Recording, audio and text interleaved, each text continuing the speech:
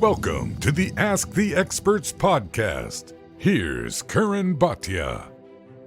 I am Curran Bhatia. This is Ask the Experts, and we are coming off the phenomenal performance by Deontay Wilder, knocking out Luis Ortiz in their rematch. He knocked him out in the 7th round, but it wasn't all smooth sailing for Deontay. He was actually losing the fight on all 3 judges' scorecards. 2 of the judges had Ortiz up 59-55. The other judge had Ortiz up 58-56. Every judge gave Wilder the 6th round, but unanimously, they all gave Ortiz rounds 2 through 5. But we all know the scorecards did not matter because in that 7th round, Deontay Wilder found his patented right hand, and we call it the Great Eraser for a reason. He erased Luis Ortiz. And if you look at the punch numbers, actually, Ortiz outlanded Wilder in the entire fight. Ortiz landed 35 punches, Wilder 34. But as I said, it was that 34th punch that took out Luis Ortiz. And now we look forward to Tyson Fury and his rematch with Deontay Wilder. Hopefully it happens for February 22nd. There's talks that it'll be at the MGM Grand. That's the fight we all want to see, of course. The first time it was the thrilling fight where Fury is outboxing Wilder. Wilder finally catches him in round 9. Fury gets up, still doing his thing. And then, of course, the absolutely dramatic round 12 where Wilder landed the right hand, followed by the left hook as Fury's falling back. Fury barely beats the count. And I am going to be speaking to Deontay Wilder, and I'll also be speaking to Jack Reiss, who actually did that count against Tyson Fury. So let's get into who we're talking to today. So Deontay Wilder, we know he just came off the big win. I spoke with him last week leading up to the fight, and if you haven't heard that interview, I'm going to put that up here because we talked a lot about future matchups. We talked about Tyson Fury.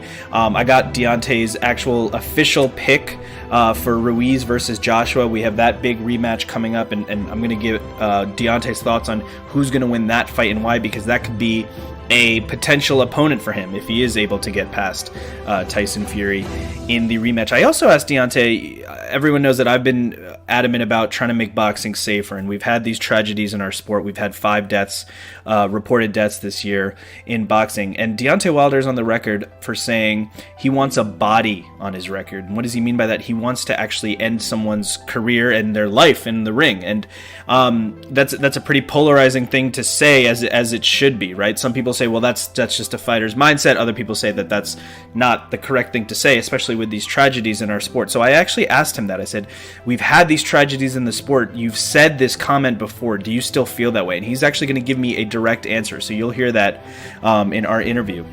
After that, I'll be talking to Christopher Bates. I just conducted the interview with Chris Bates, and that is Deontay Wilder's personal security guard. It's his personal assistant. He stands behind Deontay at every event. He was obviously ringside for the fight. If you watch the fight, you notice that right after Chris Bates gets in the ring and him and Wilder are celebrating, they're dancing, they're singing. So I asked Chris Bates about his perspective of Deontay Wilder's big win over Luis Ortiz, and then looking forward, what's next for Team Wilder? Are they all set for this Tyson Fury rematch? Is this definitely going to happen? Do they want Ruiz or Joshua after that? So I spoke to Chris Bates about all that and more. And then I mentioned Jack Reiss. So I spoke to Jack Reiss, and I wanted to put that interview up here because we talked about the count for Tyson Fury versus Deontay Wilder. That 12th round count is scrutinized big time, right? Some people say that it was a slow count, and that Deontay Wilder says that directly. You'll hear that in my interview with him. Jack Reiss, of course, says he was following the protocol. It's the referee's count. It's also, if you take a stopwatch to it, it's within the 10-second limit.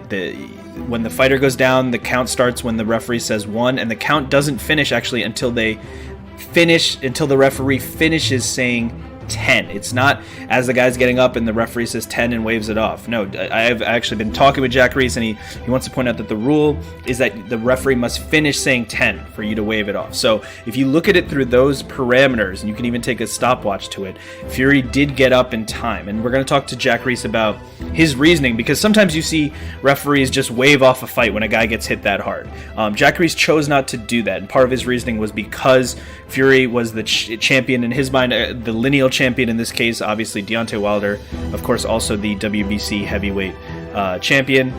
He wanted to give Fury that opportunity to get up, and if you notice, when Fury got up, he was doing damage. He actually came back in that 12th round. So we're going to talk to Jack Reiss about that. We also spoke extensively about the Logan Paul KSI fight. There was controversy. If you are a KSI fan, you think maybe KSI should have gotten the knockdown in round 3. I asked Jack Reiss about that, and he's going to explain very clearly his reasoning for not calling that knockdown in round 3 for KSI. And then, of course, in the 4th round, Logan Paul, he lands the uppercut, but then he holds KSI's head, lands another uppercut, and hits KSI while he's on the way down. He actually attempted to hit KSI again as he was falling down. So Jack Reiss decided to take off 2 points from Logan Paul. He didn't want to disqualify him. He wanted to take off 2 points. And we're going to talk to him exactly about why he did that, right? He explains his reasoning very clearly, and he's going to break it down why he did that. Now, 2-point deductions are rare, but Jack Reiss has actually done that before. In a previous fight, he gave both fighters 2-point deductions. But I wanted to talk to Lee Groves, and that's going to be my next guest. Lee Groves, he's a CompuBox researcher, he's an author, he's a boxing historian, and I wanted to talk to him about the history of 2-point deductions. How common are they? And we talked about examples that he could find in his research. So we're gonna get into that with Lee Groves.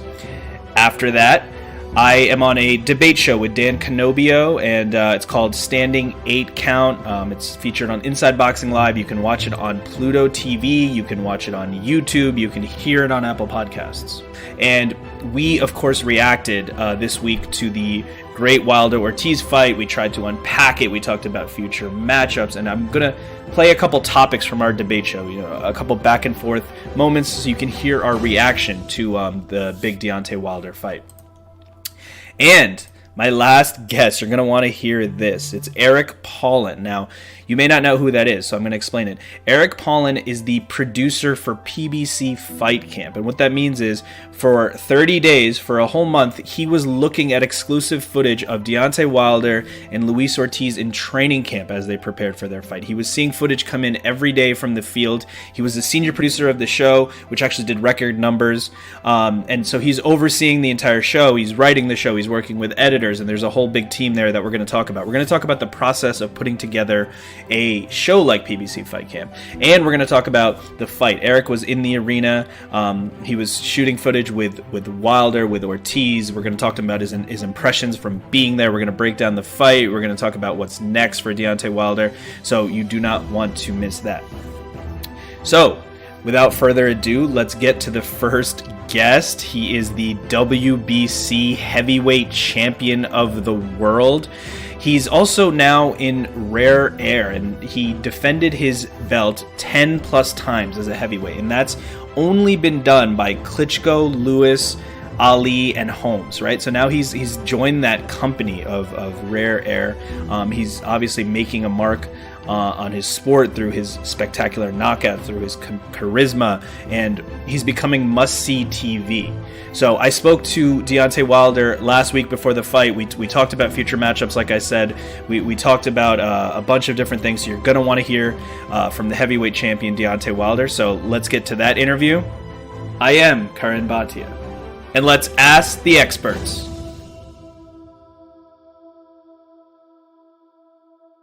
I am Curran Bhatia. I am speaking with heavyweight champion of the world, Deontay Wilder. Deontay, great to speak with you. And we know that you have a big fight coming up against Luis Ortiz, the rematch, of course. Now, in the past, I know you've said when you fight someone, they're never the same. And obviously, in your rematch against Stavern, you showed that. You knocked him out in the first round. So, with Ortiz, is it the same thing? He's not going to be the same after you knocked him out last time. Does that mean you'll knock him out even sooner this time? It's a possibility. I mean, it's a big possibility that can happen. like I said before, and I stand by my statement, that no guy is the same after I hit them. And I know that to be true.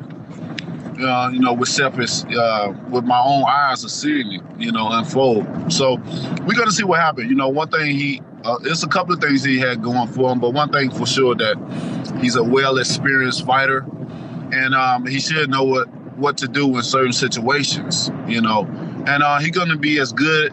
He's gonna last as long as I allow him to last, especially when I hit him. Once I start hitting him and being accurate with my right hand and left hook, then it's gonna be a short night. And we know that you survived the 7th round, of course, and then came back to knock him out in the 10th round. So I'm sure you're looking to capitalize on what you found there. So I wanted to ask you now. It's a tough question for me to ask, but we've had about 5 deaths this year in boxing, and I know that you've said in the past that you've wanted a body on your record. I'm just curious, do you still feel that way after these tragedies in the sport?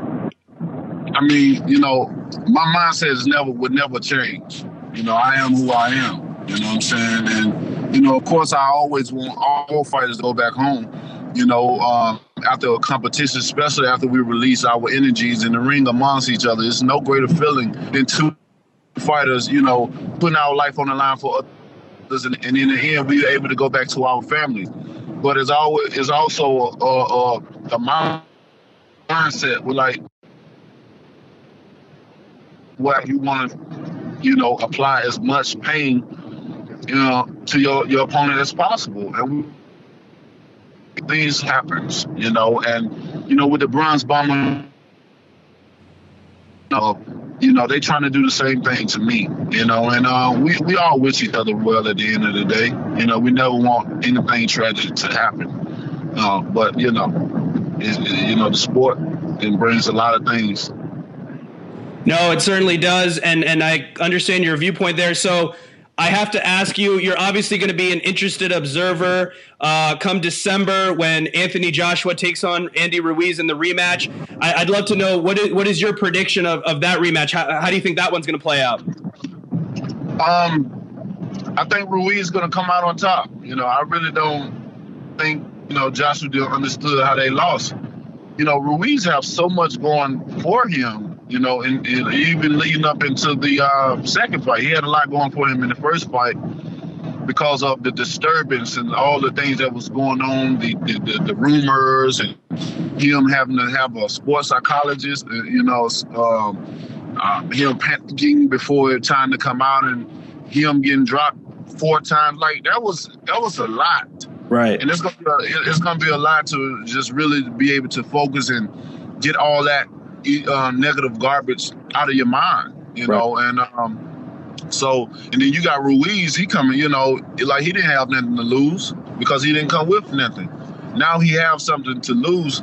I think that he knew, when you defeat a champion, especially when you make him quit and give up, and that champion got to come back in and fight that same guy that made me quit, you're gonna be fighting your own demons. And if Ruiz execute all those logics that surrounds this fight, man, he's gonna come out top easy. It's gonna be easier than he did the first time, But it's an interesting fight, and we're gonna see what happens. I can say anything, Joshua can overcome all that. It's totally up to him at the end of the day, and also, it's gonna be important who the people he have around him to motivate him and keep him up. At the end of the day, I think it's gonna be a great fight, and I wish those guys nothing but the best, both of them.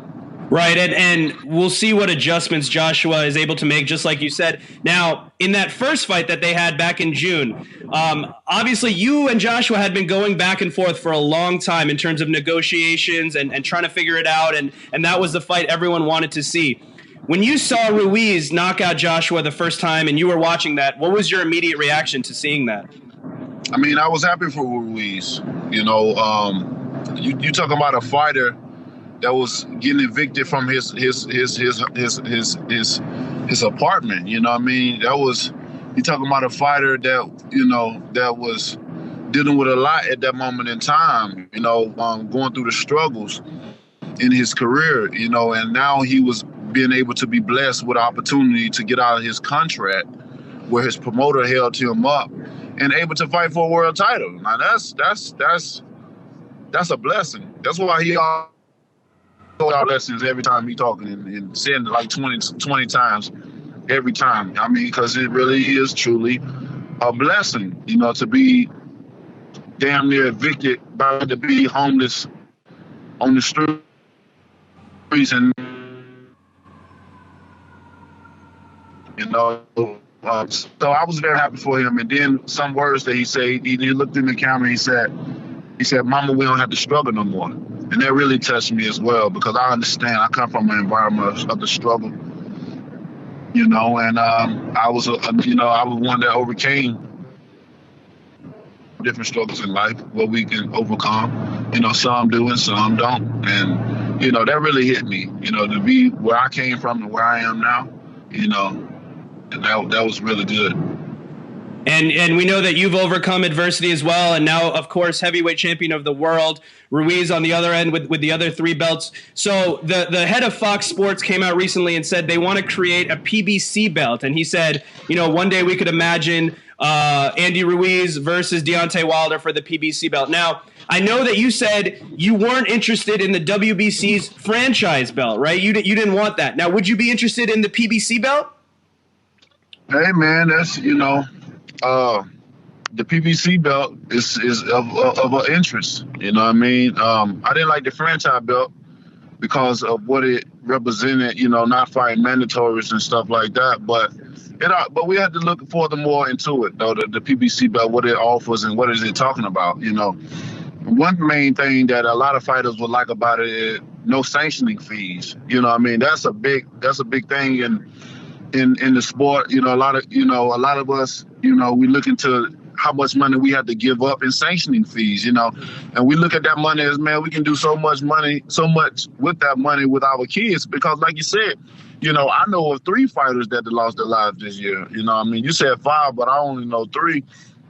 But, you know, just to talk about losing a life, man, I mean, if this, you know, just think about the money that, like a champion, if he loses, like anybody fighting for a belt and defending that title, what if we do pass away? You know, all that money is going to be needed towards the family, funeral, and all that different things and whatever, you know, not to talk up something like it, but, you know, just looking in theory of certain things, like, you know, and if you don't have no sanctioning fees, a lot of people are going to be interested in that, because that's going to be something different, you know, than all these organizations. A lot of people make belts so they can have more sanctioning fees and different things like that. And you get a belt that come in that don't have no sanctioning fees, and over time it can have the same sentimental value as the rest of them, then it's a no-brainer.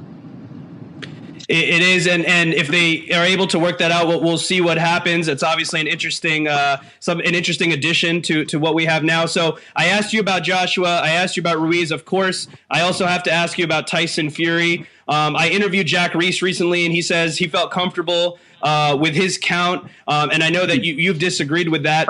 At the same time, you know, Tyson Fury, he's been doing a lot of things. He had a couple fights, and then he did a WWE fight. He's mentioned he wants to go into MMA, and that's a lot before your potential rematch, which could be early next year. So what would be your reaction to Jack Reiss, and also any message to Tyson Fury that you may have? I mean, Jack Reiss explained it all. He said he went off with the spirit of boxing and not the rules. You know what I mean? And that's not fair to me. You got one job. Your job is to fucking count to 10, not delay. If you go back and look at that fight, the first time I knocked Fury down, he count fast because he knew that he was going to get up. The second time, he was very hesitant, you know, of counting very slow. What's supposed to be a 1 second count turned into 2 seconds with 1 count. You know, 8, 9, you know what I mean? All that theatrics and stuff like that, standing over him, you know, he knew it was very slow, you know, but everybody was emotional and going off of this story that he has of mental illness. Welcome to America. A lot of us go through mental illness. A lot of us think about suicidal stuff, you know what I mean? That's nothing new here in America, but it's somehow when the Eastern Europeans come over here, or anybody out of different countries come over here, somehow as Americans, we feel to have sympathy for this shit. And, you know, we have these problems, the same problems go each and every day, all the time. So when we hear stories like that, everybody want, you know, a good story to win. You know, especially get somebody like me that speak his mind, that know who he is and know what he stands for and know what he represents, you know. But, you know, with Jack Reiss, I feel like that he wanted him to win because of the story. That's why he went off the spirit and not the rules, you know, of whatever. But, you know, it is what it is. I'm happy with myself. I can live with myself knowing that, you know, I knocked him out. I know that for facts. Fury know that. His family knows that. That's why he's doing all these different outside activities. That's why he didn't take the rematch instantly, right? Because I took something out of him. I knocked him on concussion, you know, into a concussion. You know, seeing him on the floor like that, any ref would have came and waved that off. The way his neck was stretched and his eyes was in the back of his head. But it's only make good meat for the next. It's gonna make good meat until the next time we meet, you know, and that's gonna be the rematch. And I'm gonna prove even more that he should have been counted out. So I'm gonna make sure that damage that I done the first time is gonna be a continuous on the second time, and he really is gonna get hurt. No, we cannot wait for that rematch versus Tyson Fury next year. Before that, of course, you have the rematch with Luis Ortiz. It's on November 23rd. It's on Fox pay-per-view. You definitely do not want to miss that. Deontay, before I let you go, I have to ask you, can I get a bomb squad? Bomb squad! Deontay Wilder, heavyweight champion of the world. Thank you so much for the time, and best of luck in your rematch against Luis Ortiz on November 23rd. Man, thank you so much, and blessings. Thank you. Next time. Peace. That was the heavyweight champion of the world, the WBC heavyweight champion, I should say, because we know Ruiz is out there with the 3 other belts, and he's got his rematch with Anthony Joshua coming up. But the WBC heavyweight champion of the world, Deontay Wilder, he always has the spectacular knockout. He actually improved his knockout percentage from 95.2 to 95.3 with this most recent performance. But we know looming is the big fight with Tyson Fury that we all want to see. So that was Wilder before the fight, before his rematch with Ortiz. And I wanted to get some fresh reaction, talk to someone in the inner circle. So I don't think there's anyone even more in the inner circle than Christopher Bates. He's the personal bodyguard. He's security. He's calls himself a brother to Deontay Wilder. And they're obviously very close. And I wanted to get Chris's perspective of the win over Ortiz. I wanted to ask him about what's next with Fury, about what does his camp feel about Anthony Joshua. There was a lot of back and forth there in negotiations before they were able to, they were trying to negotiate their fight and they weren't able to do it. So what are his thoughts on Anthony Joshua? There's also the incident with BJ Saunders. If you remember, BJ Saunders came up to Deontay Wilder at Nando's Chicken restaurant, and there was a confrontation. BJ threw a piece of chicken, and Chris Bates actually had to chase Billy Joe Saunders out of the Nando's. So I wanted to ask him about what was exactly going on there. So without further ado, here is my conversation with the personal bodyguard, the personal assistant. He provides security for Deontay Wilder. It's Christopher Bates. I am Curran Bhatia. I am speaking with Christopher Bates. He's the bodyguard. He's a personal assistant for Deontay Wilder. So, Chris, could you just tell us a little bit about your role with Deontay? You're obviously very close with him. We always see you standing behind him. What's your role in camp? In camp, my role is the everyday role of just organizing everything for him. His day-to-day schedule, where he needs to be, what time he needs to be there, interviews, and just everything just day-to-day for him, and protecting him along the way. And what is your background? I've seen videos of you online where you're in the boxing ring, so I know that you've trained in boxing. I read that you actually used to spar with Deontay, so are you a boxer by training? I just trained as boxing as for other sports, but I fell in love with it as far as this training point, as far as keeping my weight down and just make sure I stay in shape, and just another form of training to help with other sports as far as football, especially with my hands. And I'm going to ask you what I think may be the obvious question, or what people may say. I think Deontay Wilder is the baddest man on the planet, as we know. The question would be, why does he need a bodyguard? That's a question that I often get asked, but everybody needs somebody to watch their six, and I'm honored to watch my brother six. And we've seen in press conferences where you actually literally stand right behind him. Is that an agreement that you guys have, that he kind of wants you to always be behind him, have his back? It's just really a feel thing on my part. Sometimes he's requesting me to be certain positions, to be in certain positions, and other times it's just a feel thing on my part, as far as like how I feel and what I feel, as far as where we are located and people in the crowd, tension, just different things that's going on around me. And I've heard you say before that the crew is not an entourage, it's a family. So obviously you're very close with Deontay. What is the group like with Deontay? We're a brotherhood. We're not an entourage. We're not people that hang out with each other only for fight time purposes. We're a brotherhood. We speak to each other every day. We tell each other we love each other, and we mean it.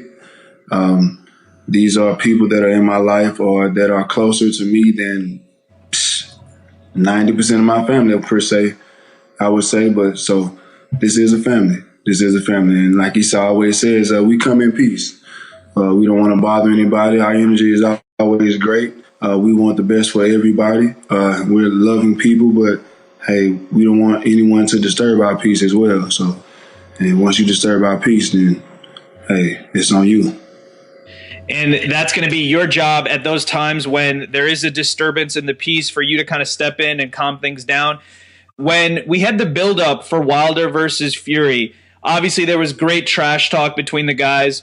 Then a photo emerged online, and it seemed like Wilder and Fury were backstage, and they seemed buddy-buddy. So I'm just curious, can you give us a peek behind the curtain? Do these guys like each other? Are they friendly? Is the trash talk more of an act, or do they not like each other?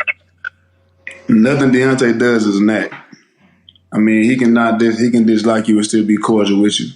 Mm-hmm. The energy will still be good, but nothing he does is an act. Nothing none of us does individually is an act. So, he can be cordial with him. He knows what's on the line. He knows he's going to get him on February 22nd, and then he won't be cordial at all. And then all hell going to break loose. So we can be cordial until then. So we know that Deontay is a very genuine person. The other incident, of course, I have to ask you about was at a Nando's restaurant where Billy Joe Saunders came up to Deontay. There was an altercation, some remarks made, and then there was a video where you had to chase Billy Joe Saunders. So let me ask it this way. Did you catch him? No, I didn't. And were you just kind of going out there to just have surveillance and make sure he had left the area? Oh, no, I was dead ass serious. I was trying to catch him.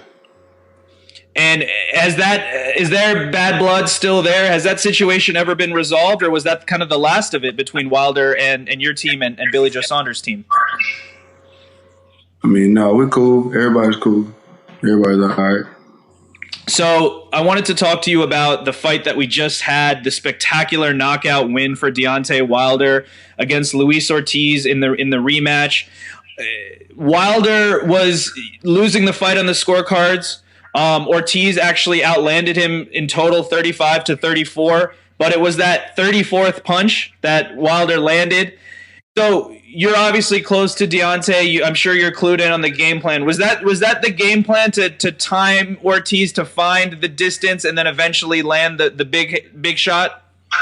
Well, Ortiz is a southpaw, so you can't rush with a southpaw. He's a very skilled southpaw coming from his Cuban background of, well, he said 500 some odd fights and things like that. So, of course, we were going to be very patient with him and pick our shots. My brother never throws. He doesn't waste punches. He doesn't waste punches. He said everything that he does is to set something up.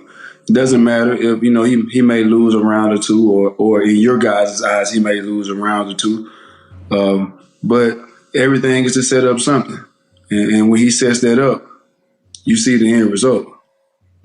And he was obviously timing Ortiz, finding the distance. He blinded him with the left and then came over the top with the right. He was losing the fight on the scorecards, on the official judges' scorecard. So when you're watching, is any part of you nervous at all and saying, oh, wait a minute, these are close rounds? Or do you kind of know this is the game plan and you're not nervous at all? I know the game plan, so I'm not nervous from that point of view. I'm always, just because he's my brother and I love him, I know when your life is on the line, honestly, to be honest, when your life on the line, shit hit different. You know what I'm saying? And of course, I know where that comes from, and I know where he comes from when he says that. So from that standpoint, I'm always a little nervous, uneasy, but I know he's the best in the world. I know he gonna always come out on top, And at the end of the day, I know all his defensive skills. He doesn't get hit anyway. It's rare that he gets hit. But he doesn't get credit for any of that anyway. But I know that his defensive skills are up to par with anyone, so he doesn't get hit that cleanly. So, if any, I trust him in the ring. And he certainly gets credit for a brilliant performance because he actually was setting the trap or Sean Porter said that on the broadcast. He said, well, I think Wilder's setting the trap, and he was setting the trap, and he did that beautifully. So now that we've had a moment to look back at the fight, Wilder's knockout percentage, it's gone up now from 95.2 to 95.3%.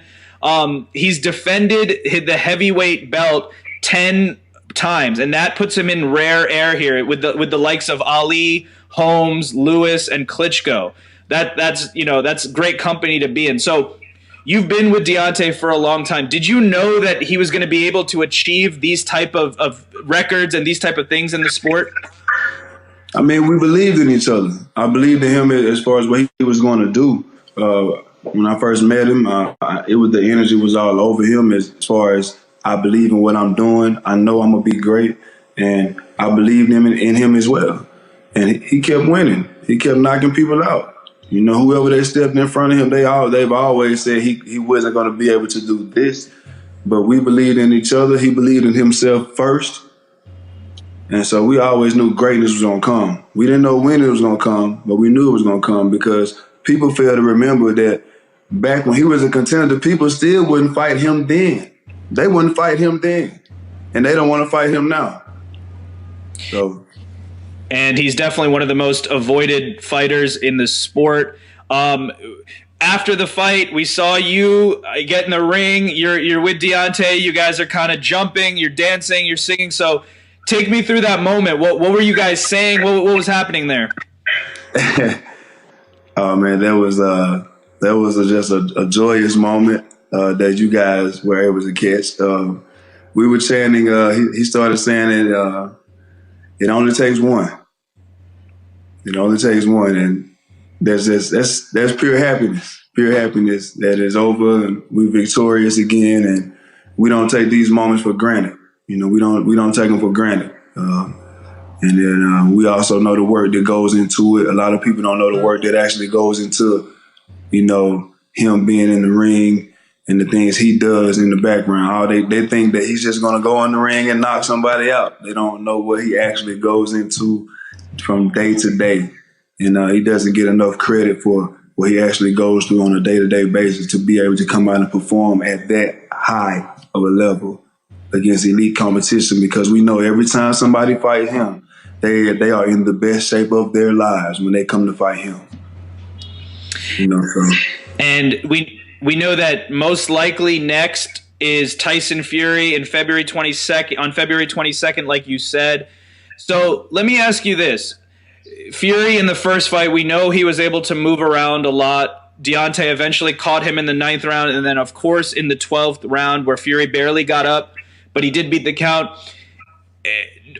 How is your team looking at that rematch? Because Fury is someone that can move, and it may be difficult for Deontay to catch him. So how is your team looking at that rematch? Well, I can't speak for everybody on the team. I can only speak as far as from my standpoint, and we're gonna look at it like no other fight. It's the same as the last fight. We know who we're fighting. Deontay has fought him before. Right. He knows what to do. He's the baddest motherfucker on the planet. So he know what to do. He know what he did last time. It's in his mind. We all know what he does in rematches. So Tyson ain't gonna be no different. He's failed it before. That's why we taking this long to do the rematch. He knows the inevitable is going to happen. So. And we know what Wilder does in rematches, like you said. He took on Stavern the first time and went the distance. In the rematch, Wilder knocked him out in the first round. Now with Ortiz, it was the 10th round the first time. Now it's the 7th. So he has success in rematches. We know that. So you, as an interested observer, we have the Ruiz versus Joshua rematch coming up. And I'm just curious, obviously one of those guys could be a potential future opponent for Deontay. What is your take on that fight? How do you see that fight playing out? Ruiz versus Joshua, the rematch. I think Andy's going to get the same result. I think Andy's going to knock him out again. I think that Joshua, I think that he doesn't know really how to, he doesn't know how he lost the first fight. He doesn't know how he lost the first fight. I don't think that in any sport, it can relate to any sport. So your mind, in his mind, I don't care what they say. He can lose weight. He can get another trainer.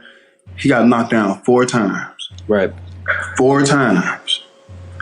4 times against a guy that they didn't take serious. Right. They didn't take him serious.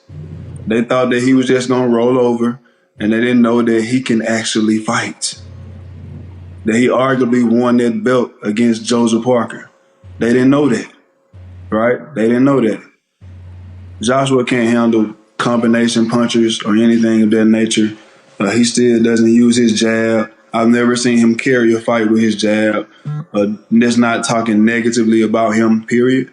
Just speaking facts. I've never seen him carry a fight with his jab, right? He doesn't keep distance well, and he gets hit with the 2 easy. 1-2 easy down the right, down the middle every time.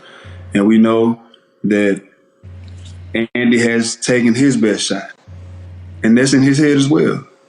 So you took my best shot, and you got up and knock me down 4 times. That's in his head.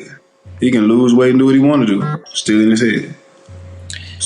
And it is the question of who can make the adjustments, and both guys. Well, like you said, Andy's definitely going to be in Joshua's head, and he's had this 6-month period to try to make adjustments. So we'll see what happens. So your team, Deontay and Joshua, went back and forth many times in terms of us trying to get that mega fight.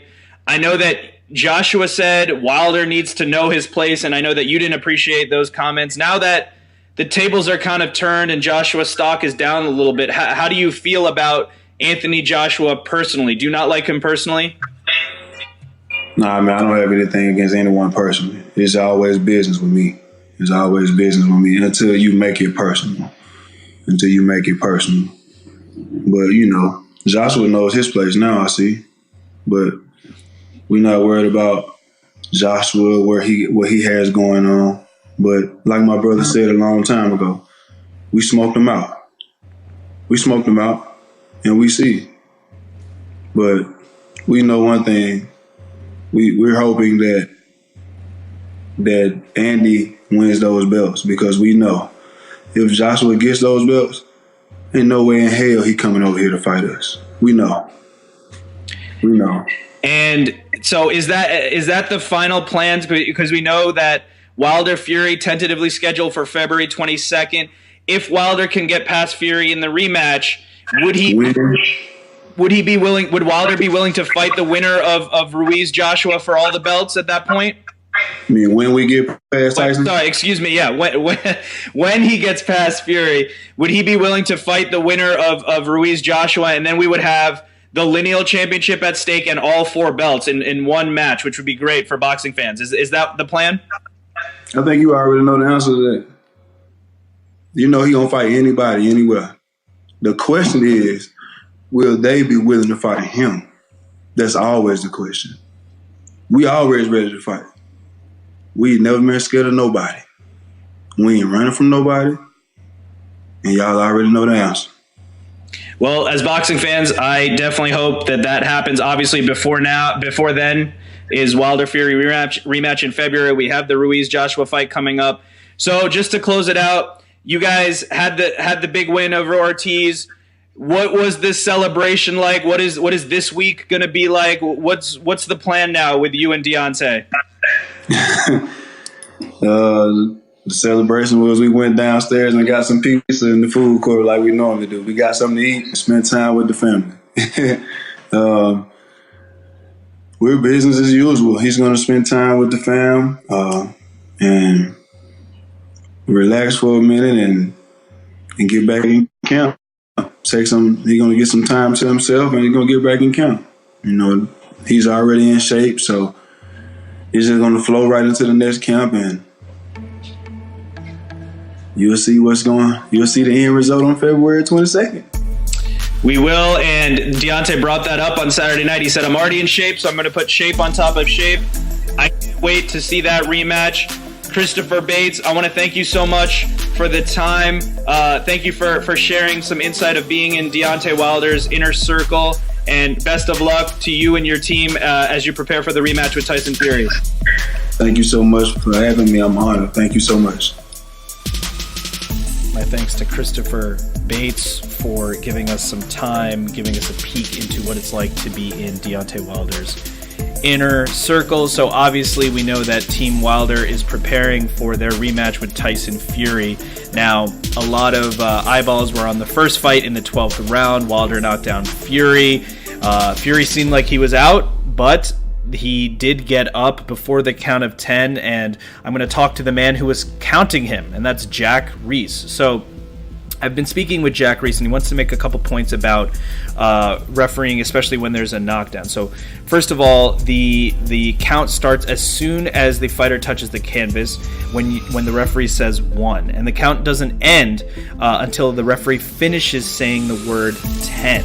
Even if the guy gets up during the time that the referee is saying 10, he's not knocked out until the referee finishes saying the word 10. So that's important, especially on these close calls, like the one that we're talking about. So the other part of it is that when a fighter is getting up, when no part of his body other than the soles of his feet are touching the ground, he is no longer considered down. So what does that mean? That means sometimes you kind of see a fighter struggling to get up, but as long as it's only their shoes, their feet that are on the ground, the rest of their body, they may still be kind of rising up, but they're actually up at that point. As long as it's just the bottom of their soles that are on the canvas, they're up. So that also plays a part into it, right? Because you might have a guy who's kind of hunched over and slowly rising, raising his back up, but he's actually up in that point, and you're not supposed to wave it off there if you're trying to do a true 10 count. So those are some notes from Jack Reiss. We're obviously going to get into that fight. We also talked a lot about the Logan Paul KSI fight and all the decisions he made there. He was able to break it down. So without further ado, here is my conversation with veteran referee Jack Reiss. I am Curran Bhatia. This is Ask the Experts. Lucky enough to be speaking with referee Jack Reiss. Jack, you've been doing this for nearly 2 decades. You've been a referee for some of the biggest boxing matches in boxing history. So, when you first heard, you had the assignment of 2 YouTubers, KSI and Logan Paul. They're going to have their rematch, and you had the assignment. What was going through your head? Well, honestly, first of all, good morning. And regarding the fight, honestly, I didn't even know who they were.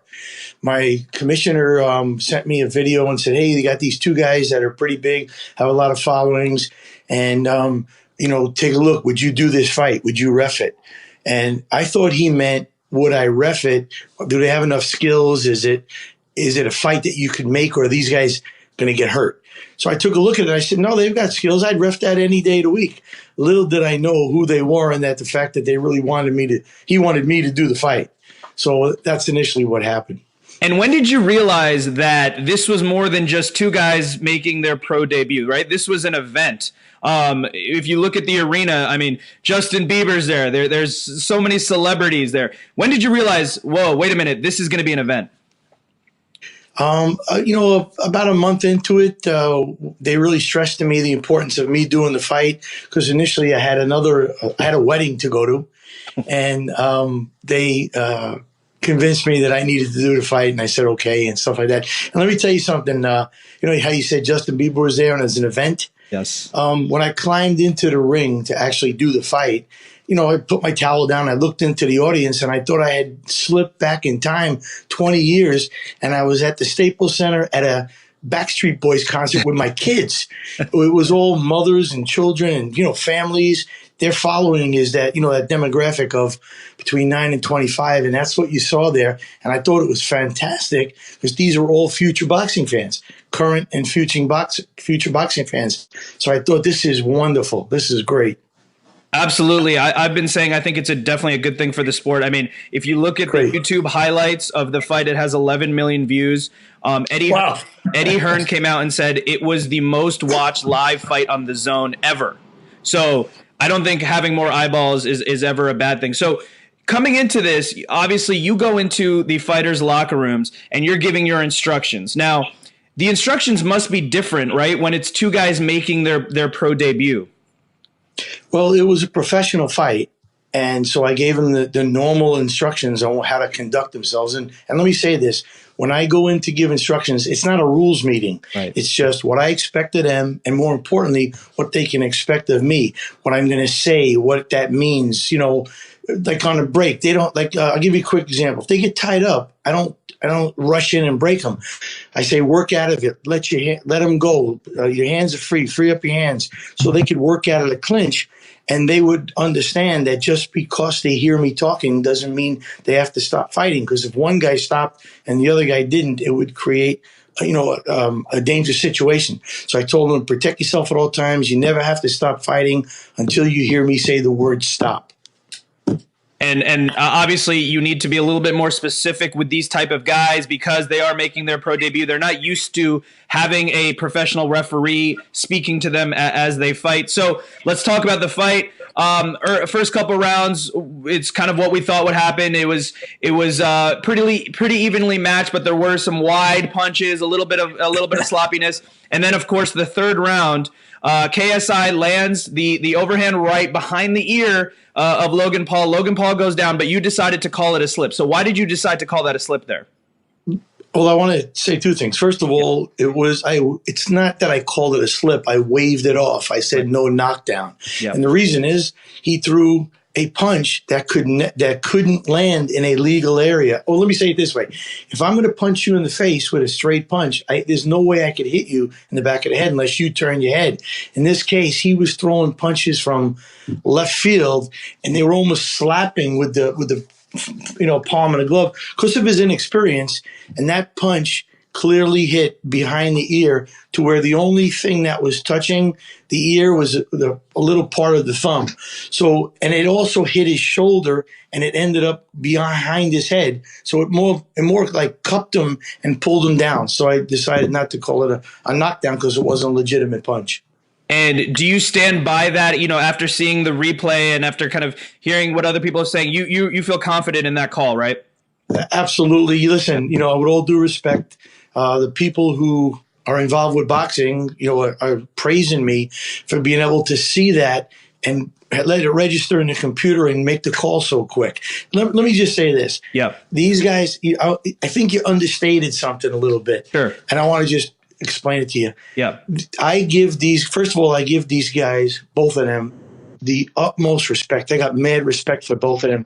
These two young kids handled themselves in the most dignified manner. They were giving each other the bad mouthing and the lip talking, but they handled themselves under the pressure that they were under incredibly for their age. Unbelievable. And they did interviews all day long, the day before, the day of. They should have been rested in their hotel room, and they're out doing interviews to try to, do the right thing for the fans. And, I give them nothing but mad respect. On the other side, they really didn't have a boxing background. So as soon as the pressure hit them, they got tired, Right. or it turned into like a tough man competition or a police and fire type fighting when they do the battle of the badges. There really wasn't a big demonstration of skills, boxing skills. But that's not to take away from the fact that these two guys are extremely tough. They both had heart. And I don't think people understand what they were confronted with and the pressure that they faced, and they handled it beautifully. 100%. I've been saying this for a while, that they've actually earned the right to have that audience, right? Through the work of engaging fans, of building content, right? They've earned that. So I certainly, they totally deserve that platform. And I agree with you, though, that as the fight, as you get into a fight, you really want to knock your guy out. Your punches may start getting wider, coming from different places. So just with the last part about the knockdown, you said it wasn't a knockdown. You said it was a slip. You called off the knockdown. Now, on the broadcast, I'd have to ask you, Steve Smoger was the unofficial rules expert, and he said that he would have called that a knockdown. What would be your response to Steve Smoger? If anyone who knows Steve Smoger will tell you he's a selfless self-promoter. And if he's going to throw another ref under the bus, which last week he did to Robert Hoyle with the things he said to promote himself, he's got to live with himself. And I really I don't get upset with what the commentators say. You got to understand, he's trying to promote his next assignment. He doesn't, you know what I mean? So I take it with a grain of salt. I wish you would ask other people what they thought. Like I said, I'm getting praised because that happens like this. And to be able to see it, interpret it, and call it in a second, it's not easy. No, 100%. And we also we're able to watch it on slow motion replay. We're able to look at it 1,000 times and make judgments. You have to make a call just like that. And that's obviously much, much tougher to do. So as the fight continued, of course, we go into the fourth round, and this was probably the turning point for the fight in many ways. So Logan Paul lands the uppercut, but then he grabs KSI's head, lands another shot, and then as KSI is on the way down, he may have already been down, he throws another shot as KSI is down. Now, we've seen, like famously with the Roy Jones fight and other times, where if a fighter hits another fighter when they're down, they could be DQ'd right there. So here's my question. Take us through that moment and tell me, what was your thought process? What was going through your head? That's the kind of question I like to hear, because I can give you a better picture of what I was faced with as well. And maybe the fans who don't understand boxing and all the people sending me, these wonderful negative texts, these young kids and stuff like that, they'll understand. Okay, I was faced with, I had a huge event. It was a large event. Yeah, but it really wasn't a professional boxing match. So one of my goals was to try to get it to its natural conclusion, the best I could. Let them settle it between themselves. I didn't want to get involved at all. Right. And I, just so you guys know, I told them in the dressing room this. I went over and I explained to them, this is what you can expect and what I expect, and these are the things that are definitely you can't do. And I told them, do not hit a guy behind the head. Do not hit a guy in the kidney. If they turn their back, stop. I will be yelling, stop. Let me go in and warn them. In any weird positions, I'm going to immediately yell, stop, and let me untangle you guys, and do not hit each other in the back of the head at that time.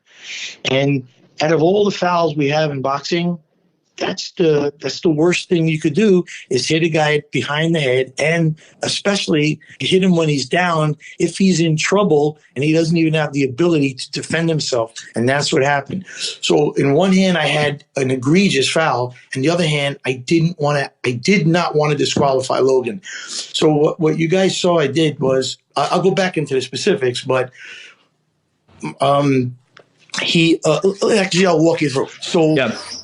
Logan hit him with a beautiful right uppercut. Right. Clean shot. That staggered KSI. KSI was doing everything he possibly could to keep his balance and stay on his feet. Any legal shot after that, in my opinion, would have dropped him.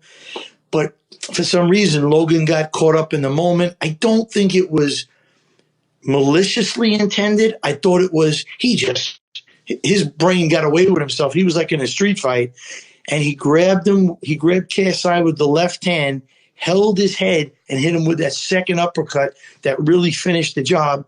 And then I don't know if you've seen this. Watch it slow motion. He hit him on the way down in the back of the neck, and then he hit him when he was on the ground in the back of the neck. When he was on the ground in the back of the neck, KSI was just trying to he had his hands on the floor, totally defenseless, just trying to keep up from slamming his face in the ground when he got hit with that shot. Totally egregious, the most dangerous thing you could do in boxing. So at that point, I initially waved off the knockdown because that's what I was going to do. I was going to say no knockdown. But then he added insult to injury and hit him behind the head. So I had some choices to make, and I wanted to think about what I needed to do. And I also wanted to tend to KSI. So I called time, sent Logan to the neutral corner, got KSI up.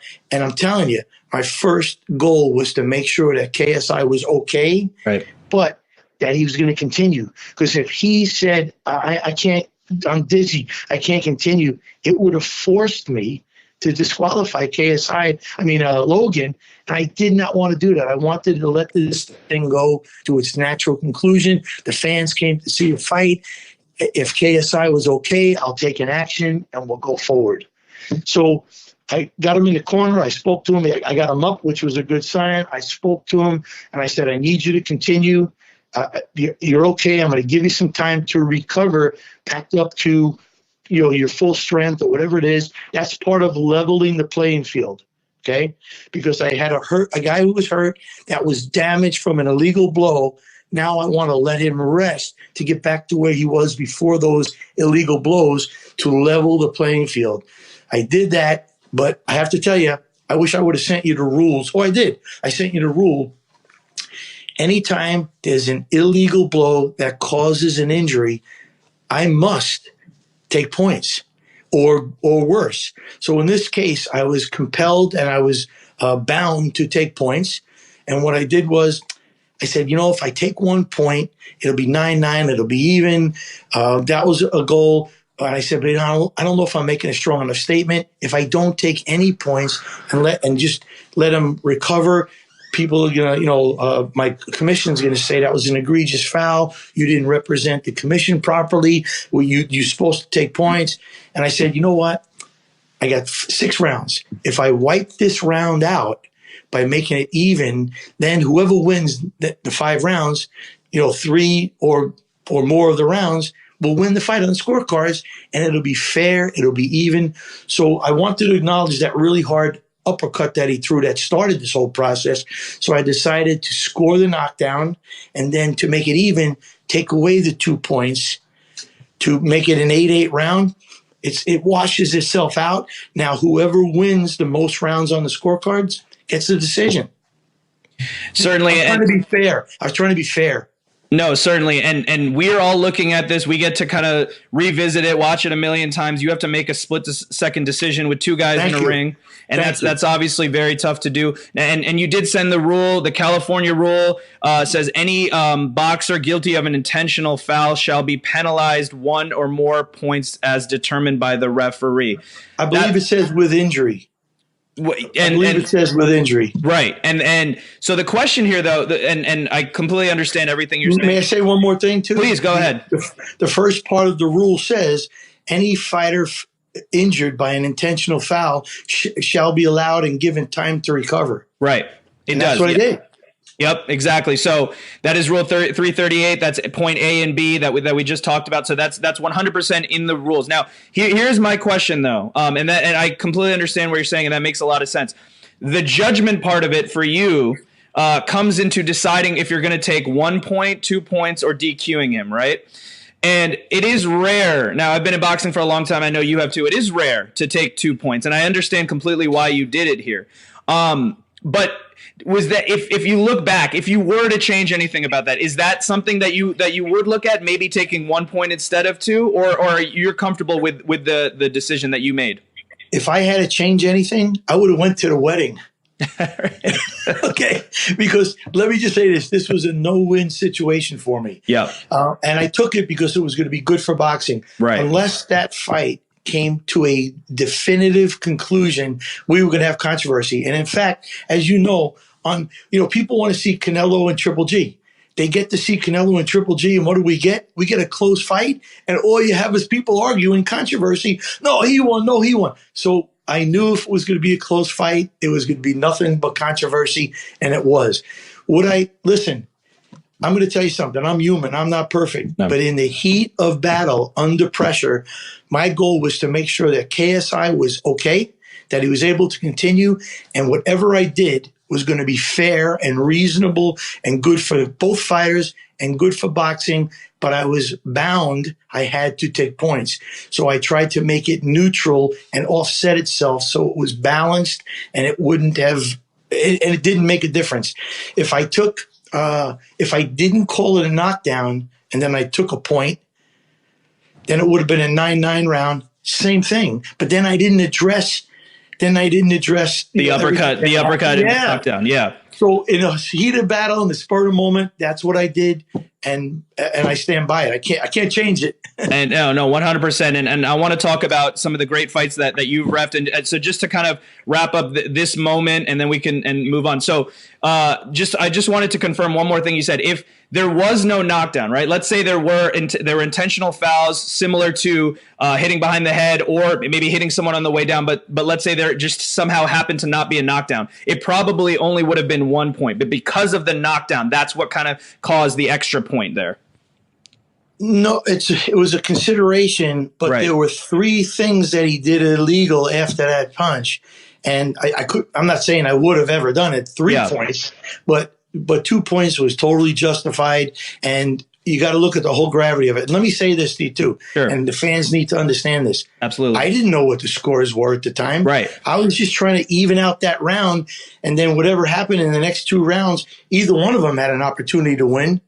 And I didn't know what the scores were, so let it be. It just turned out it was a very close fight, and so, that's the focus right now. Oh, 100%. Anytime that there's a lot of eyeballs on a fight, we know this. It's the referee, the judges, whoever is involved. There's going to be people online, on Twitter, saying this and that. So the last question about this topic, and then let's definitely move on. That's what you said. That's what you said on the last question. This is the last question. I'm kidding.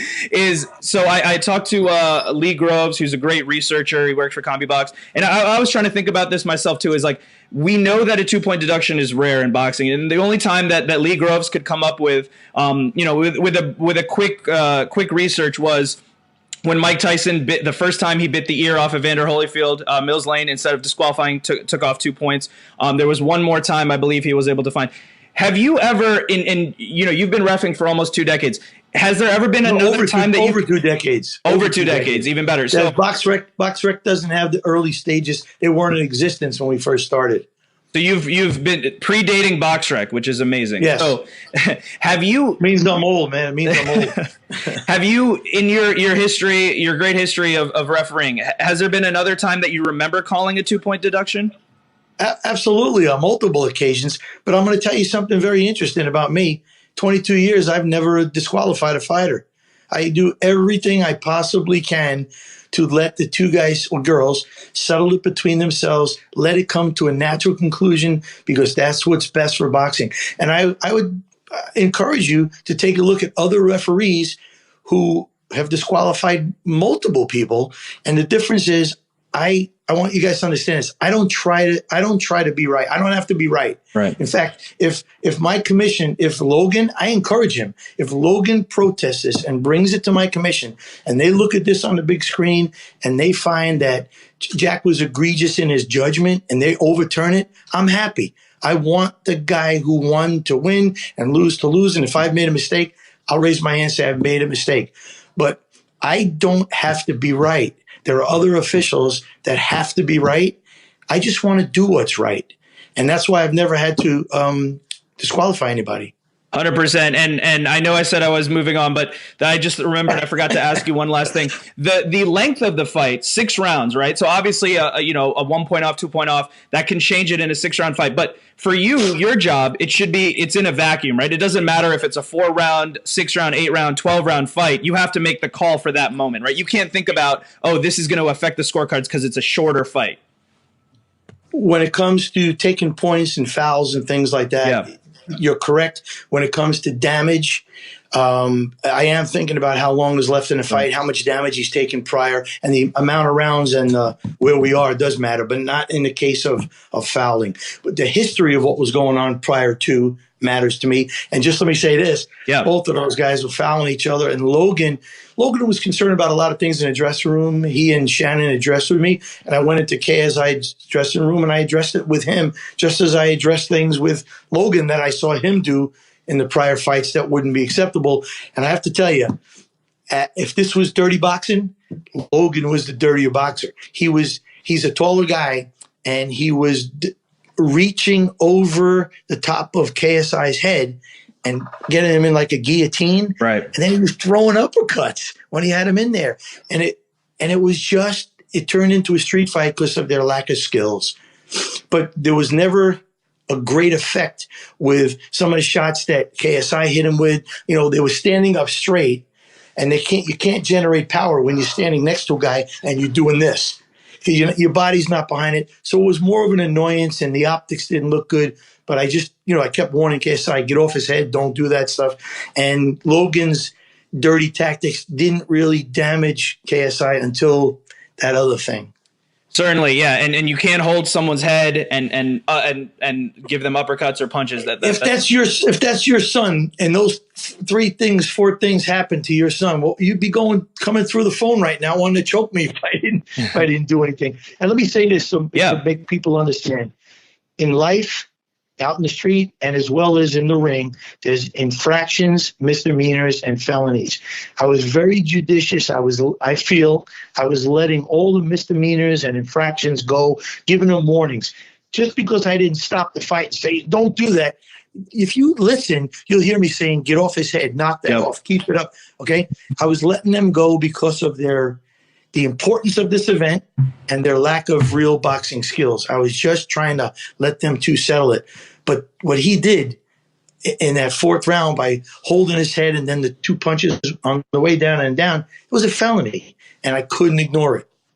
100%. And if you go back and watch the broadcast, we can hear you're telling both guys to relax at points. You went up to Logan Paul very firmly and said, you can't do that shit. So you were telling these guys exactly what they could and couldn't do, and you had control in there. So the fight ends. KSI wins on the scorecards. For you now that you've had a moment to kind of look back at what this whole thing was it different than you expected? Was it as a fight? Was it sloppier than you expected as an event? Was it bigger, smaller? Just when you look back now, what do you think? Great event. I'm extremely happy that Eddie Hearn had the foresight to do this. It's great for boxing. I'm sure he made money on it, but to get all these brand new eyes on boxing and get these future fans, invested into our sport, I think it's wonderful. Yes, it was extremely sloppy. It was like the police fire Olympics or a tough man competition. They lacked the real boxing skills. Look, how many real combinations did you see?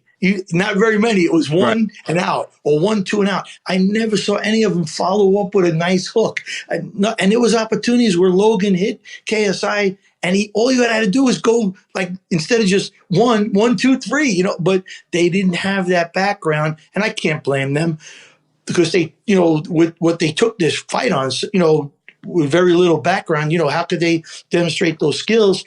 But I give them all the props in the world. Unbelievable to put yourself out there in front of your family, friends, and in this case, all these fans that these people have. The pressure is enormous, enormous. And those 2 guys did it. I give them nothing but kudos. No, 100%. And it was also a lot of pressure on you because one thing we say in boxing is that if you don't hear the referee's name mentioned, he's doing a good job, right? That means that he's staying out of the way and letting them fight. But the problem with this situation is exactly what you said, that we're dealing with 2 guys in their pro debut. They're throwing punches from different planets. And that means that you're going to have to get involved to keep them safe. So it's overall, it's just a tough assignment. And I think you handled it well. You mentioned that you got some negative texts and things like that. I'm just curious, have you read anything online? Has there been any backlash or any negative comments that you've seen said about you? I'm just getting negative stuff from some of Logan's fans and stuff like that. Look, this comes with the territory today. The world is totally different than it was 20 years ago. I got to be honest with you. You heard me telling both of these guys relax, because if a boxer gets touched behind the head, they don't start like stomping their feet and complaining to a referee. They go, they'll say to me, hey, keep them off my head. But these two guys were complaining like non-boxers. So I was just trying to make them relax and keep the flow going. And let me say this to you too. What I could handle anything that comes along with this. It goes with the territory. Right. No one ever said life was going to be fair. No one ever told me boxing was fair. And on the back of my birth certificate, there's no warranty that says life will be fair to me. So I'm not worried about it. I accept it. It comes with it.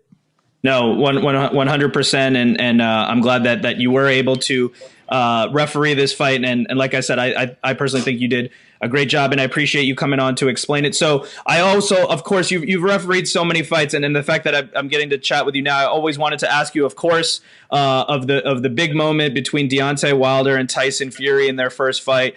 As we know, Wilder's basically losing the fight. He knocks down Fury in round 9, and then again in round 12. And round 12 was the big right hand followed by the left hook as Fury's going down. You were the third man in the ring, so you had a vantage point that no one else on planet Earth had. When you saw Fury go down there, is there something that went off in your head that said, there's no way that this guy is getting up? Yes, but let me back up a second and tell you this. When we're talking about Logan and KSI, great opportunities create great memories and make great moments. Yeah. And I knew that something great can come out of the Logan Paul KSI fight. It was one of the reasons I took it. I'm happy I took it. I'll take the negative criticism, whatever. I'm okay with it. When it comes to Wilder and Fury, I've always, first of all, yes, when he got hit with those shots, I thought he was out. I thought he was done. Yeah. But I've always been taught to count a champion out. So I'm going to walk you through it, and if you watch the replay, you'll see what I'm saying. Yeah. So he got hit with a right-left combination, and I was about 4 to 6 feet away from them when this happened. I was in my zone where I was supposed to be because they were fighting, not fouling, and I was just staying on the outside, trying not to be noticed. Right. And he got hit with a right-left combination, and he fell away from me. So the closest thing to me was his feet. He's barrel-chested. I couldn't see his face, and I wanted to, give a champion a chance and count a champion out. So I turned to Deontay started going to the neutral corner on his own. So I just kind of pushed my arm out, looked to the timekeeper real quick, and she said 1 to me. So in my head, I thought he was out. So I didn't go 2, 3, 4. In my head, I was just going 2, 3 as I was walking in, totally expecting to see him with his eyes closed and out. But as I got closer and I started kneeling down, I hope you can see this, and I'll move it towards me. He was on the ground like this, and when I started coming down, he went like this. And he looked at me, and I said, oh, wow. I didn't say, oh, wow, but I went, he's awake. Yeah. So I picked up the count from what it was in my head, 4, and when I said 5, his eyes popped wide open. He rolled over. No part of his body other than the soles of his feet were on the ground anymore once I finished saying 9. Once I said 9, everything was up. He was rising, checked him out, assessed him, made him walk to the right and then come back to me, his left, to demonstrate to the doctors, the commission, and the audience that he is in full control of his body, because I'm about to let this wounded prey go out against a guy with a windmill type punches that'll, can take your head off. And I wanted to let everybody know he was in control of his body, and I let it go. And he survived those next 20 seconds, and Wilder punched himself out trying to finish, and Fury took the rest of the round, actually. He did, and that's really interesting and great analysis. Did I lose you? No. We're here. And so I think that was really great analysis on your part. And part of it is that makes sense, that you want to give the champion the benefit of the doubt. So you don't want to just wave it off as he goes down. Now, this was an interesting case because Wilder, has the title belt, the WBC belt. Fury is the lineal champion. So in a way, you want to give respect to both guys. If you watch it back, you're actually over him at 6, and he's completely still down. And I've lost you. You broke up. Say that again. I was just saying it's interesting in this case because if I watch it, if you watch it, you were actually over him at 6, and it's actually miraculous that he got up before 10, but he did. I beg to differ with you. I was over him by 4. My first count was 4. I agree. You were over him by 4, and you stayed till 6 when he's completely down. Even by 6, he's still down. But from between 6 to 10, he gets up. And so I think that was miraculous on his part. Now, I actually even timed it, and even using a timer, he still gets up before 10 on my time. He got up at 9.98. And here's my question about a situation like that. Now, we've talked about the rules about intentional fouls. In a situation where you're counting, is it the rule supposed to be if you start a stopwatch, or is the rule supposed to be the referee counting? So the referee's pace of 1, 2, 3, which might not be an exactly the same as a stopwatch. The referee's count is the official count, and unfortunately, we don't have stopwatches in our head, so we try to keep it as close as possible to a full 10-second count. And you do the best you can, but it's not perfect. But let me tell you something, too. Sure. We've just had 5 deaths in boxing this year, okay? And what people don't understand is that it's not the old days in the old school where they let you hit the guy as soon as his hands came off the ground. Right. You know, we've evolved, just like football and everything else, and we don't want to get anybody hurt or killed. So the second part, once you count, you get a 10 count that he has to be off the ground. And after that, it's an assessment of his condition. Can he intelligently defend himself from this point on? So in the old days, it was wipe the gloves and let's go. Right. But now and then 90% of the time when a guy gets knocked down that way and he gets up, even today, 90% of the time, he's getting knocked out. And usually as a referee, I'll stay close. And if you look at this fight, after I let them go, I wasn't in the background anymore. I was like 4 feet from them because I knew I might have to immediately protect Fury because Wilder was going to come in to take his head off. And then when I realized that Tyson was smart, he held him and stalled and he got through it, I backed off and let him fight. And a fighter, let me tell you something too that you might find interesting. Sure. When a fighter is hurt, in trouble, he don't have a lot of choices. He could run, he could hold, he could take a knee, he could spit his mouthpiece out to take time, or he could foul his opponent, take another point, but get a nice long rest. Hit him with a low shot, which guys do all the time, and take the rest, take the point. Right. In this case, what we want to see as a referee, the number one thing I want him to do is run. If he's got his legs and he could run. It's just like you and I. If we were getting hit and we were hurt in the street, our instinct would tell us, stay away until you get your head back. But in this case, he didn't have his legs. So the second best thing is to hold. And that's what he was doing. The last thing I want to see these guys do is stay put in place and just start throwing. They're on instinct. They're going to get knocked out. No, 100%. So I make them walk. I make sure that when I say fight, that guy is able to intelligently defend himself, and so I can feel good about myself that he's not going to get really hurt. No, and then Fury was able to get up. He held, and then he actually came back in the round, which was and won the round. Extraordinary. Yeah, so that was quite an extraordinary performance, and you could say that. Giving him the benefit of the doubt, not just waving it off right away, was 100% the right decision. You can even see that with his performance. I stand by that completely. Are you kidding? Yeah. No, 100%. Yeah, it's one of the best decisions I ever made. And let me tell you something. Yeah. I'll address this before you do. Here we go again. We have 2 great guys in a very closely contested fight, and there's controversy.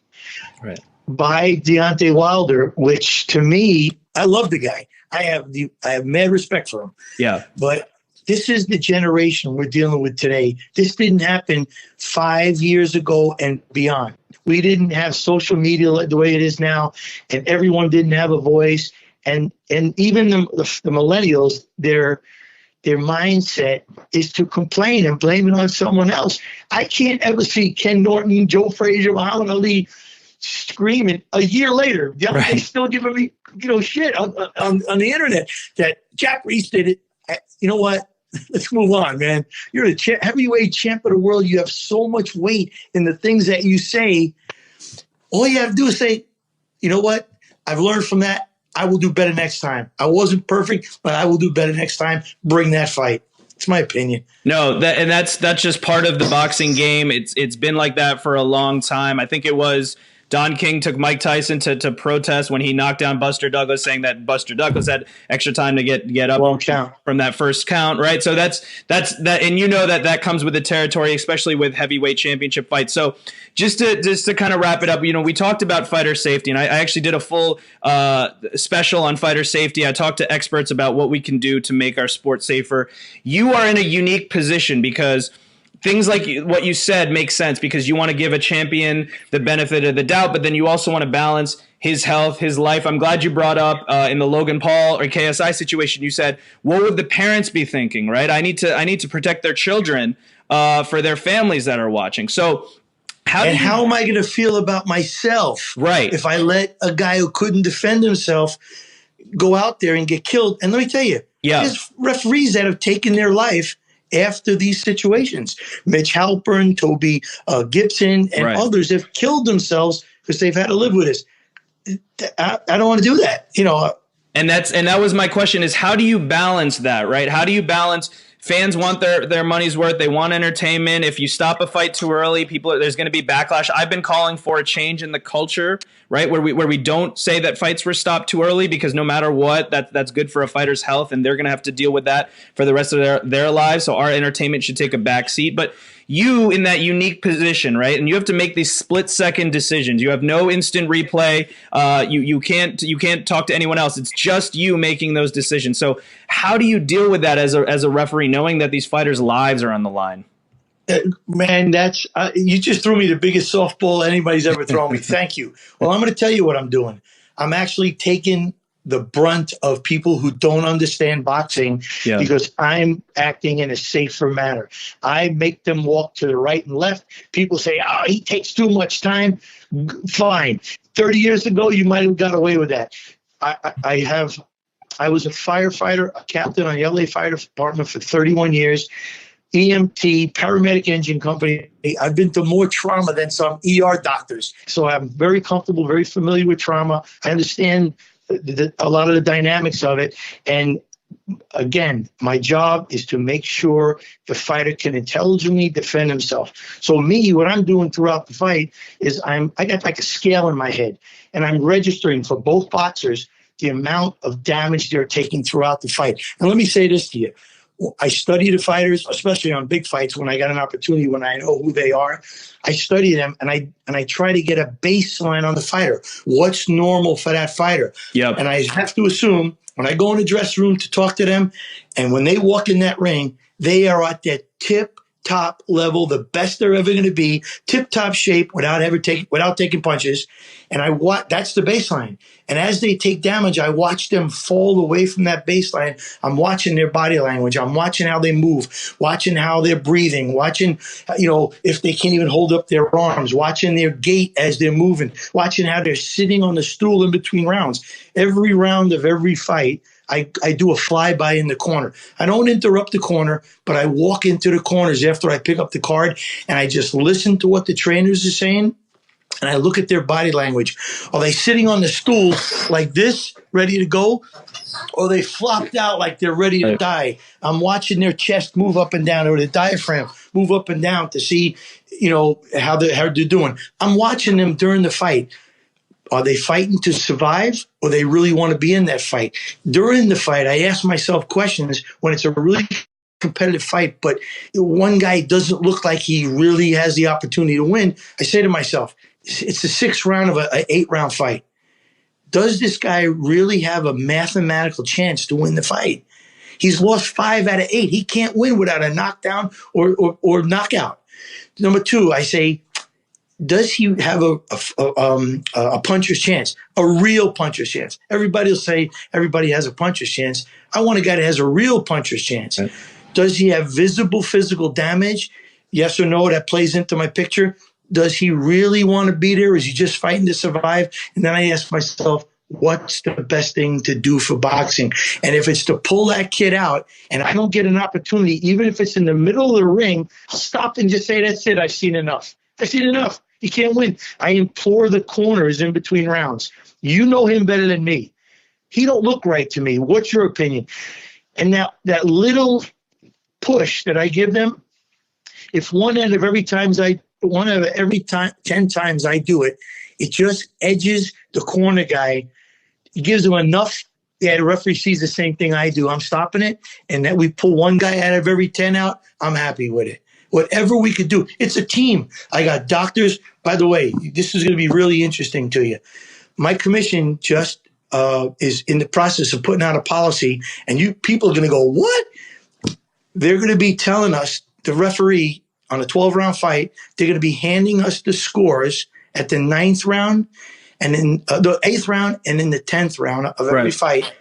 So we could see it, like Maxim Dadashiev, right? Yeah. That fight. He lost 9 rounds in a row. He couldn't win that fight mathematically. Maybe if that commission had a policy, it helps me. It's one tool in my tool chest that I could say, he no longer has a mathematical chance of winning. I really got to consider pulling this guy out. This is what's changing in boxing. Also, my commissioner, Andy Foster, and the athletic commission, John Carvelli, Marta Shanyakidis, the most progressive people when it comes to weight cutting. This is what's killing the fighters, the weight cutting. I'll tell you in a nutshell, in a small way, what happens. They kill themselves to make weight. They drain their body of all the fluid. Your brain wants to keep itself alive. It says the body sends chemicals to the brain to absorb every ounce of water that's left in the body. They get on the scale, they get off the scale, they're chugging the water down.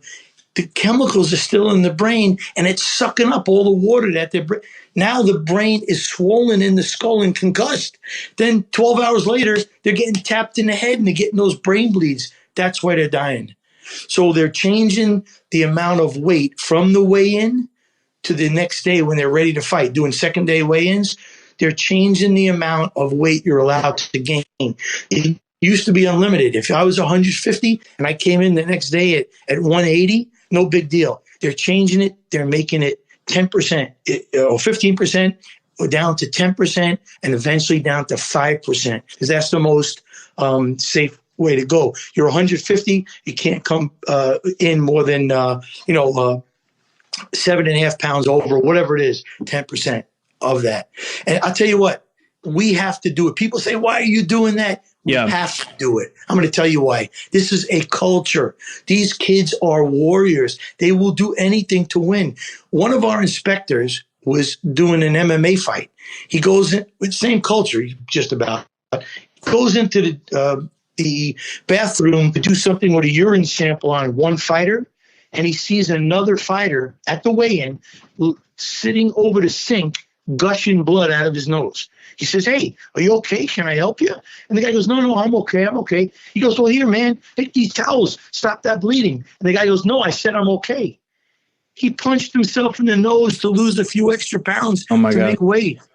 So if you think we don't have to regulate this sport and what these guys are doing, I don't mean you, but if people think that they're wrong, we have to take some kind of charge and just do what's safe to keep the guys safe. No, 100%. I've been calling for this for a long time. You know, we've had 5 high-profile deaths just this year, and I'm sure there's more that aren't reported. So I think it's great that you're working on solutions. I think the scorecard idea is interesting. I think, of course, looking at weight cuts and rehydration is definitely important. And as you touched upon, culture, that is the biggest thing because that will go through everyone in the sport. And I hope we are able to make those changes. Jack Reiss, I want to thank you so much for your time, for your great refereeing work. And yeah, please go ahead. So what people don't understand about saving these guys' lives, it's not one thing. It's a team of people, and everybody's got to do their job. The doctors, the commission, the timekeepers. I'm not timekeepers. And the referees, the cornermen. And what I try to do is be part of this team. And what I also do is I have protocols for myself that I follow each and every time. Look, I didn't sleep over a firehouse 3 days in a row, working 72 hours and go to sleep, get up the next morning and not check my breathing apparatus. I didn't take anything for granted. You check it every day. Same thing as a fighter. There's protocols about studying the fighter, going into the corners every round, communicating with the doctor and all these, and a bunch of stuff, because I know you got to go. A bunch of things that you do, you follow each and every time, which will keep them safer. And if everybody had protocols in their position, it would give everybody more tools to help each other get these kids out of these fights. No, 100%. And that's one of the things that I've been saying as well, that there needs to be an overarching rule system that's universally used throughout the sport, right? You don't want to have it safe in some states, not in others, under some commissions and not in others. It needs to be universal, and there needs to be more education, more research, and a change in the culture. So I thank you for echoing that statement. And Jack Reiss, I just want to thank you so much for the time. I think you're an excellent referee, and I hope to see you on the biggest fights. I know you will be working those. And if I, as an observer of the sport, if I see Jack Reiss as the third man in the ring, then I'm going to know that it's going to be a well refereed fight, and I'm going to look forward to that fight. So thank you so much for the time. Thank you for breaking it down, and I hope to chat with you soon. So there's Jack Reiss explaining in detail all of the decisions he made for KSI Logan Paul, for Tyson Fury versus Deontay Wilder, talking about boxing safety. So I want to thank Jack Reiss for his analysis and giving us the time that he did. So we were talking about 2-point deductions, and I wanted to kind of just go a little bit further into that. So I spoke with Lee Groves. He's a CompuBox researcher. He's a boxing author. He's a boxing historian. There's probably no one on planet Earth who knows more about boxing than Lee Groves. So I wanted to ask him about 2-point deductions. I wanted to kind of go into that. What's the history of those? How often do those happen? And so we had a conversation about that. He did a little bit of research before we talked, and we talked about that. So without further ado, here's my conversation with Lee Groves. I am Curran Bhatia. This is Ask the Experts. I'm speaking to boxing historian, author Lee Groves. Lee, we know that you've seen so much boxing in your time. We just came off of the KSI Logan Paul rematch, and there was an interesting moment there where Jack Reiss in the 4th round decided to deduct 2 points from Logan Paul. Now, he said that Logan held the head of KSI and hit him while holding his head, and then he said he hit KSI when KSI was on the way down. So he decided to take 2 points. So my first question for you, Lee, is, have you ever seen a 2-point deduction before in boxing, and is it a common occurrence? It's not a common occurrence, but it has happened before. I've seen it several times during my, 45 years of observation. The most famous example happened in the bite fight between Mike Tyson and Evander Holyfield. Shortly after Mike bit Evander for the first time, Mills Lane, the referee, intended to disqualify Tyson right then and there. But then he consulted with Mark Ratner, and Mark asked him, "Are you sure you want to do that?" And that question prompted Mills to change his mind and first deduct 2 points from Tyson for an intentional foul. And, that's what he did. The fight continued. And then when Tyson bit him again, then the 2-point penalty from before laid the groundwork and the justification for the disqualification for the second bite. So that is the most famous incident. In researching this for the phone call, I did come across one other incident of a 2-point penalty, but it was done under far different circumstances. On October 4th, 2008, Jesse Vargas was engaging in his second professional fight against a guy named Trenton Titsworth. And Titsworth apparently kissed Vargas behind his ear, which prompted not only the referee to inflict a 2-point deduction, but also for Vargas to hit him back. He didn't exactly like it so much. So, it has happened, but it's a pretty rare occurrence. It has happened, and it's hard for people to find many times that it's occurred. It's actually one other interesting point. I spoke to Jack Reiss, and he actually pointed out after I spoke to him that he's actually done this before. When Andre Ward fought Edwin Rodriguez, this was in November of 2013, Jack Reiss deducted 2 points from both fighters in the fourth round for unsportsmanlike conduct. Wow. So he has taken that option before. Now, if you look at the rule book, it says that it's up to the referee, especially in the California rules, which is where the KSI versus Logan Paul fight was. It says that it's up to a referee's discretion to take one or more points. So overall, Lee, would you agree that it's not common, but it is within the referee's right to do so? Yeah, it is. Theoretically, Jack Reiss was within his rights to penalize 2 points for an intentional foul. And I've seen camera shots of the referee's instructions before major fights, and one of the things that they mention is that an intentional foul is a 2-point penalty. And so Jack was within his rights to do what he did. Now, with that said, he is within his rights. There's obviously a lot of attention on this fight because it was high-profile fighters. Now, not necessarily good boxers, right? They're both making their pro debut, but they had a big following from their time on YouTube, and there was a lot of eyeballs on this fight. The highlights of the fight have 11 million views already on YouTube. The broadcast itself on The Zone was the highest viewed live fight on The Zone ever. So that tells you something about people watching it. So, with that said, there's going to be scrutiny. There's going to be people looking through with a fine-tooth comb, just like we are. So you saw the moment that we're talking about in the fourth round where Logan Paul scored the knockdown with the uppercut, but then he held KSI's head, like I said. He hit him while he was holding his head, and he hit him on the way down. What would you have done as a referee there? Do you think the 2 points was warranted for that moment? Hearing the explanation from Jack Reiss that, if I understood you correctly, it wasn't only for the motion to hit KSI while he was down, but also the holding and hitting with the uppercut. Those two things together were the reasoning behind his taking 2 points. If you take 1 point for one foul and another 1 point for the other foul, I could see where he could come up with that. I don't remember on the video him saying specifically, and maybe he did. Maybe he did say that it was for the 2 fouls. But if you're just taking it for the swipe that really didn't land while he was on his knees, I've seen more blatant fouls of guys getting hit while they were down that got 1 point as opposed to 2. But, since Jack said that it was for the 2 separate fouls, then, I could see his reasoning behind that.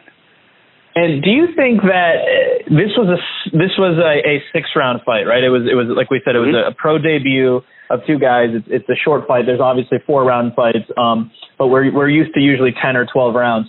Right. Do you think that should play a factor in terms of referees making a decision? And I'll tell you why I'm asking. If it's a shorter fight, those extra points, whether it be for a knockdown or a referee deducting 1 or 2 points, are going to play a bigger factor, right? They're going to have more weight because there's less rounds, so there's less opportunity for that person who was penalized to gain those points back. So my question for you is, do you think the length of the fight should come into play when a referee is making a decision like that? No, I don't think so. I think a foul is a foul, and a violation is a violation. You should take that into consideration before you do it. I know it was kind of a heat of the moment situation for Logan Paul when he did what he did. He was losing the fight up to that point. KSI had gotten off to a much better start than he did in the first fight the previous year.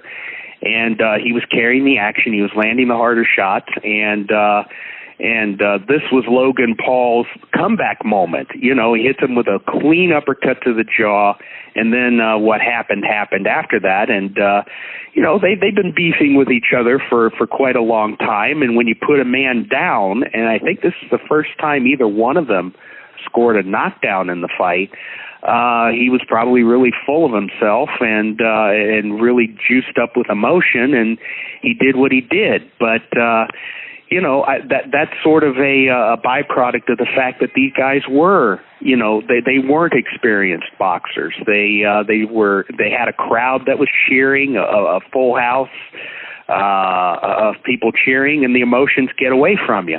And Logan Paul pretty much admitted that in the post-fight interview, that his emotions got away from him. But as far as the referee is concerned, Jack Reiss is a very seasoned professional. And I think he took a foul is a foul. And, you really shouldn't make, calls based on, the length of a fight or where you are in proximity to the end of a round or end of a fight or whatever. He's there to uphold the rules. And by being consistent, he's doing his job, I think. He was certainly doing his job, and I spoke to him about in length about that moment, and I think that there are so many eyeballs on this fight, and it is important to stay focused and just treat it like any other fight and make the decisions that you would make in other times.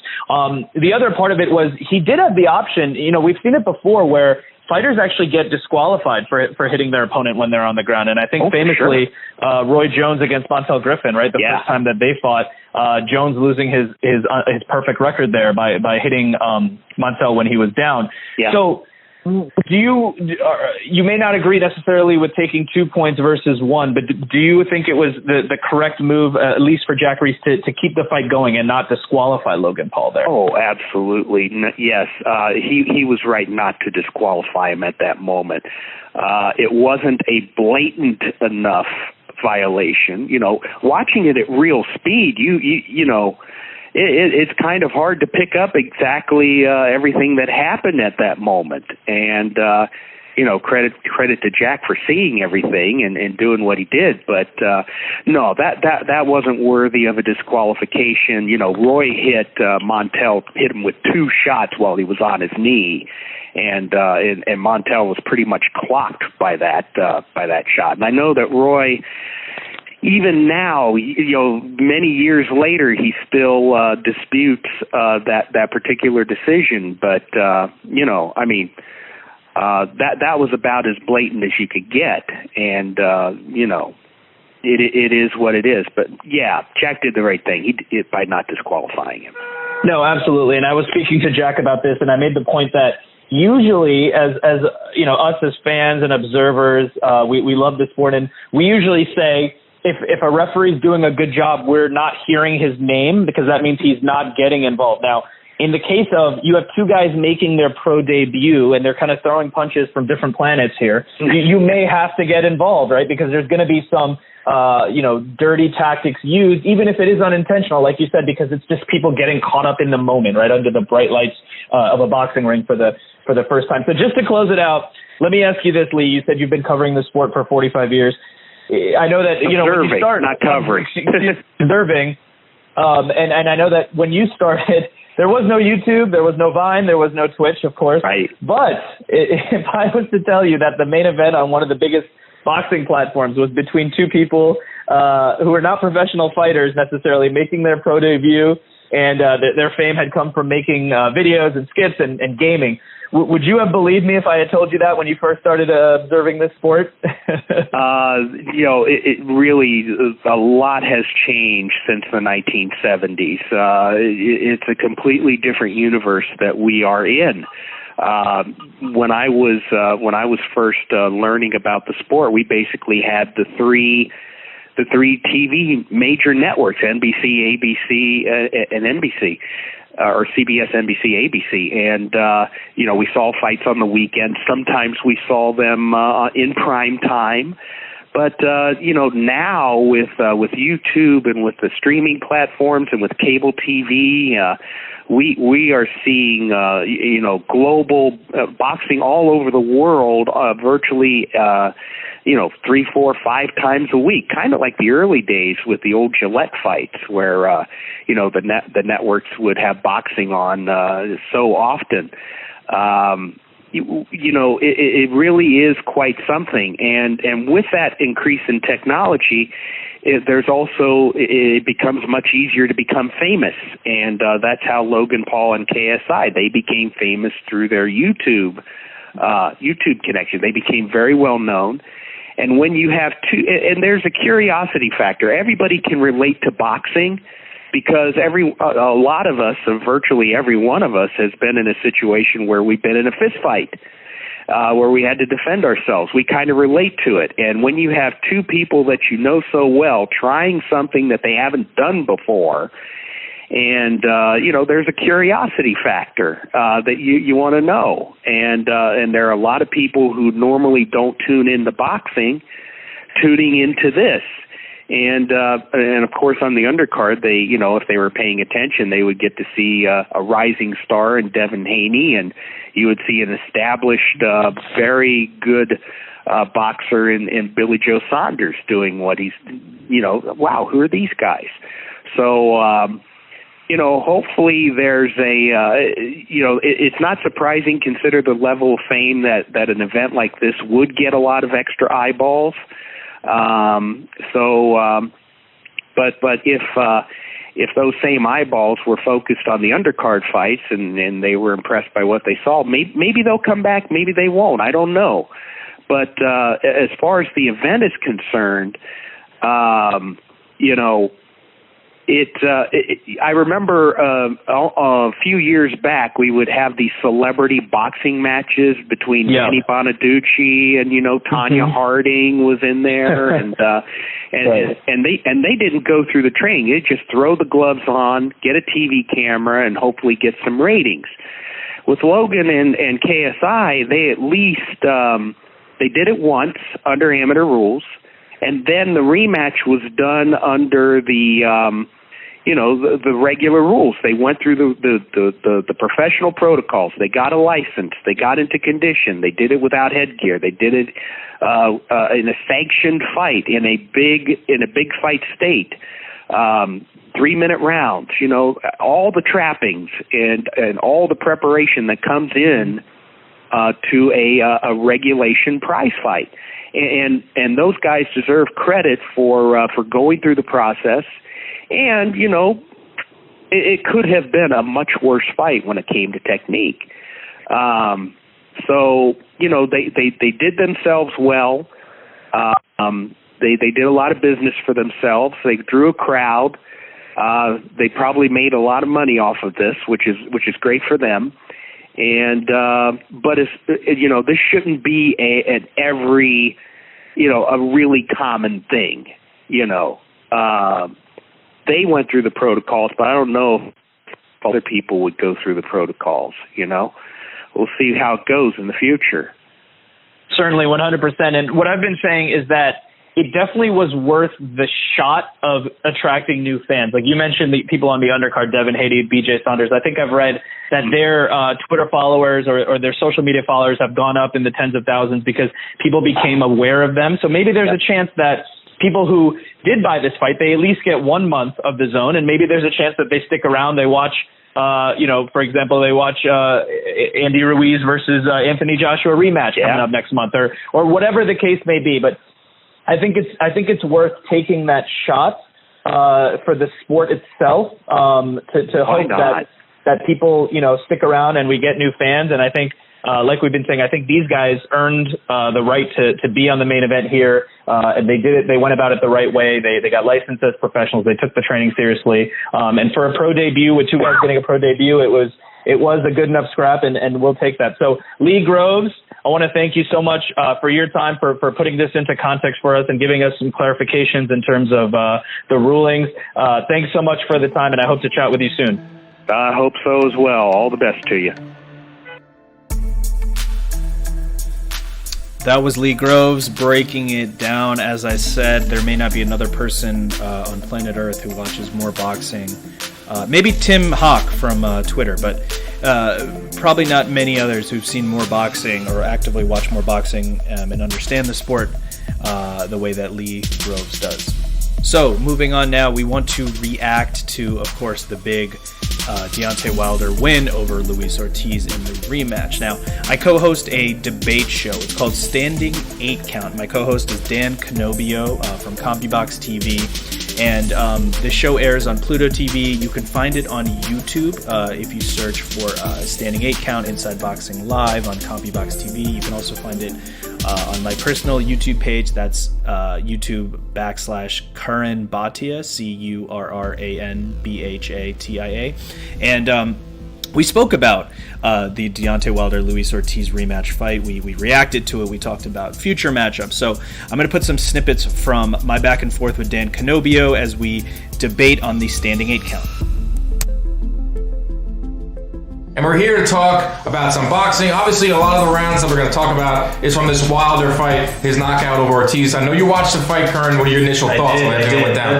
He had a decent right hand, right? I think he has a little bit of power, this guy. I feel like there's a conversation that's going on Twitter that's just going to light up Twitter now. Went from pound for pound to how powerful that right hand was. But what was your initial reaction to that knockout? I was shocked because Ortiz is doing his thing, and then boom, just like that. So obviously very impressive by Wilder. Yeah, so we'll talk about Wilder, we're going to talk about Mayweather, we're going to talk about the PBC belts. Let's get right into it. Our first round here on the Standing 8 Count. Obviously, Deontay Wilder admittedly was not winning any rounds in this fight. No. Larry Hazard may have had it the other way, but he was down on the cards. What my question for you, Curran, is his game plan of looking for one shot too risky?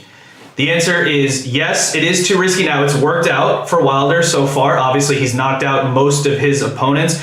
But in this fight against Ortiz, he was down on the scorecards. One scorecard 58-56 for Ortiz. The other two were 59-55. He was losing this fight. And he actually admitted that. Post-fight, he went up to the desk at Fox and he said, hey, I'm losing the fight on most scorecards, but I find my right hand.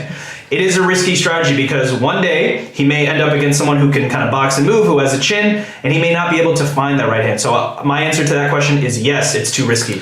I wouldn't even know if we would kind of categorize it as a game plan or just what Deontay Wilder is at this point in his career. You're not going to change who he is. He's 34 years old. He got a late start in the boxing game, and he's come a long way. If you took in the last 5 years, go back to his fights early on with Stavern, he was a little more wild. But what you have here with JD's and Mark Breland, who had one of the best jabs and one of the best amateurs of all time, is if it ain't broke, don't fix it. Same with Deontay Wilder. They're not gonna teach him how to jab. They're not gonna teach him the finer aspects of boxing at this point in his career. What they are gonna do is look at his footwork. What it comes down to is him getting in range to land that right hand. Watch how next time you watch a Wilder fight, watch how he moves in a little bit. He moves in, he puts that rangefinder out there. Behind every great right hand for Deontay Wilder is a rangefinder jab. He does have a very good jab as well. He's one of only 3 fighters that land more than 30% of their jabs, the others being Anthony Joshua and Gennady Golovkin. But when it comes down to it, I think don't change who you are at this point. Just kind of refine what you do. And what he has is the most powerful right hand in the heavyweight division today in boxing and maybe of all time. If they say if it ain't broke, don't fix it, like you said. But it kind of is broke, and I'll tell you why. It's worked so far against every opponent except Tyson Fury, right? Wilder was trying to find the right hand all night. He finally found it in the 12th round, and obviously we know Fury got up and it was a draw. But it was a close fight, and he almost didn't get the knockdown there. So that is bad for Wilder if he can't find that right hand. And guess who his next opponent is? Tyson Fury. Supposedly in February of 2020, they're trying to make it come together for February 22nd at T-Mobile Arena. But what if Fury boxes again? Fury has a decent chin, and what if Wilder isn't able to find him? So I think it's too risky of a strategy. Now, to your point about Wilder not learning new things, I guess it was reported by Joe Goosen on the broadcast. He said Wilder's team is working on new things in the gym. They're trying to teach a special secret punch, which I guess was a right hook that he was working on. I think it was that left. Something I saw from Wilder in this fight that I had not seen was a quick looping left hook, right? Like a quick one. He actually hit Ortiz with a few of those, maybe that. But like you said, I don't think they're going to change him, nor should they. They should just refine everything they're doing with him. There's a couple things that are always true in boxing. There's always going to be big knockouts in the heavyweight division. And now in modern day, there's going to be big discussion on Twitter. Deontay Wilder, one of the most polarizing figures in boxing. So, as soon as he knocked out Ortiz, the debate started on Twitter. So let me ask you this, Dan. Is Deontay Wilder one of the highest, most powerful punchers in heavyweight history? Yeah, it's funny. We went away from the fighter of the decade conversation on Twitter. Now we're talking about the power of Deontay Wilder, where it stacks up all time in the heavyweight division. I don't know. It's just like a pound for pound debate. It's very subjective. Boxing is one of the most subjective sports out there. There's not a man out there that's tasted the power of Ernie Shavers, George Foreman, Mike Tyson, Deontay Wilder, or whoever you have on your list. So how do you really gauge how do we gauge what is the most powerful fighter? I like to listen to the fighters out there. A lot of fighters weighed in, a lot of current fighters weighed in, and they all said that Deontay Wilder has earth-shattering power, has generational power. But the main thing is now Deontay Wilder's in the discussion. He's in that room. He's in that air there. So I think we need to kind of just accept what it is and kind of be like, you know what? We have our guy in our division,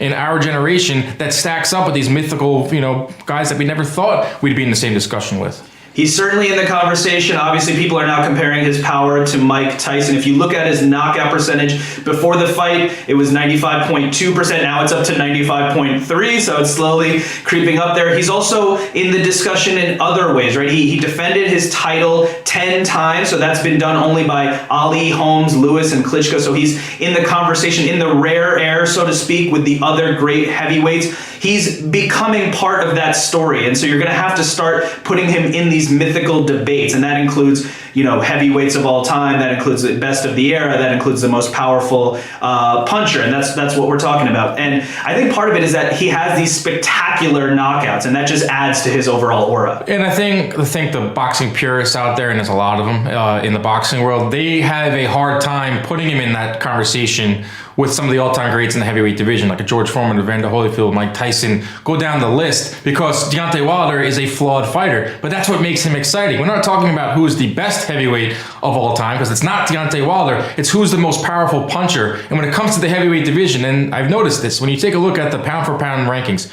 it's very rare you see a heavyweight in the top 5, because they are not looked at as sweet scientists. They're more looked at as powerful punchers. That's what Deontay Wilder is. And another thing is, we need to just kind of accept the fact that we are living in a great time in the heavyweight division, not only because it's never been more exciting or has been this exciting since the mid-90s, but we have a guy, Deontay Wilder, who's giving us those highlight reel knockouts, who's giving us those Mike Tyson moments. We're generally the same age.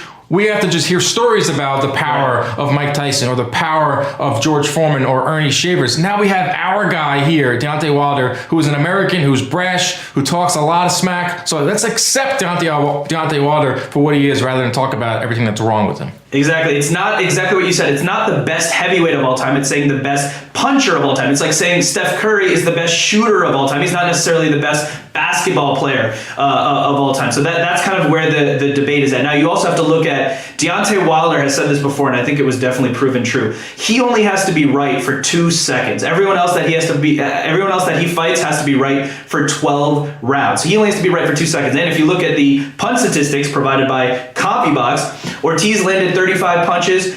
Wilder landed 34, but it was that 34th punch that put Ortiz down and out. If you heard that collective sigh of relief after Wilder-Ortiz was over, that was the top-ranked executives knowing that they now have the rematch that has been marinating for over a year. Deontay Wilder, Tyson Fury, supposedly scheduled for February 22nd in Las Vegas, we think. Curran, my question for you here is, who has the edge going into the rematch?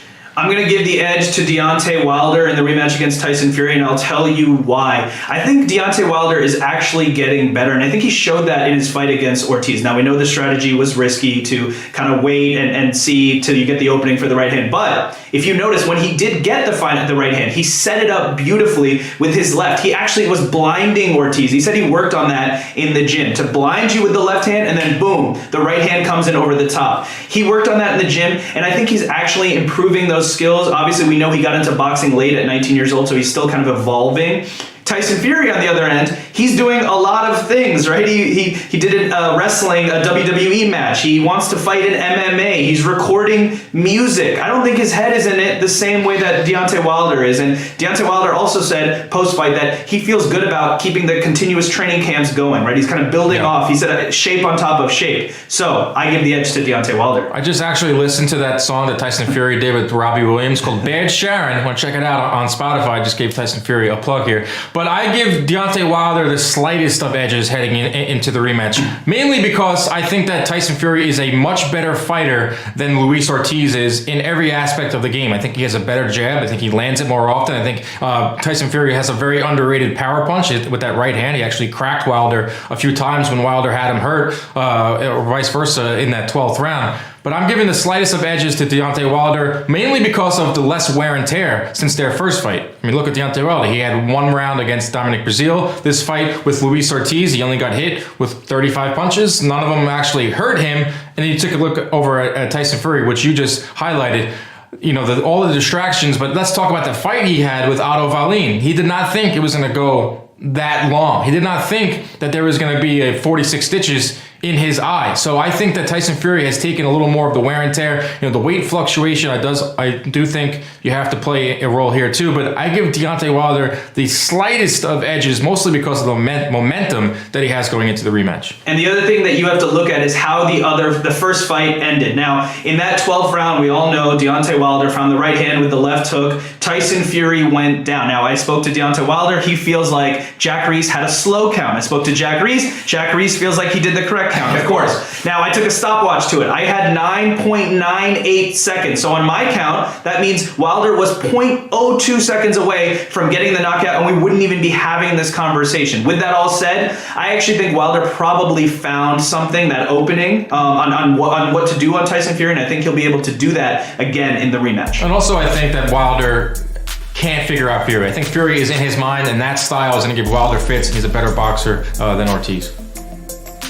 That was a snippet from Standing 8-Count Debate Show. You can find it on Pluto TV. You can hear it on Apple Podcasts. And as I said, you can also see it on the official CompuBox TV YouTube page. Just search for Inside Boxing Live Standing 8-Count. You can also see it on my personal YouTube page, youtube.com/Curran Bhatia, and you can hear the rest of the topics. We did 8 topics this episode, so you can hear the rest of the show there. So I wanted to get to my final guest here, and his name is Eric Paulen. So Eric is a senior producer for the PBC Fight Camp series, and this series that we're going to talk about specifically was Wilder versus Ortiz in their rematch. Eric got to watch so much footage, a month's worth of footage, fresh stuff from the training camps, and he got to put together the show. And he was also at the fight. He was at Deontay Wilder versus Luis Ortiz rematch. And so we're going to talk to him about the show, how it comes together, who works on it, and we're going to talk about what it was like to actually be there in person. And you don't want to miss, we're going to get Eric Paulen to do a bomb squat. You definitely do not want to miss that. So without further ado, here's my conversation with Eric Paulen.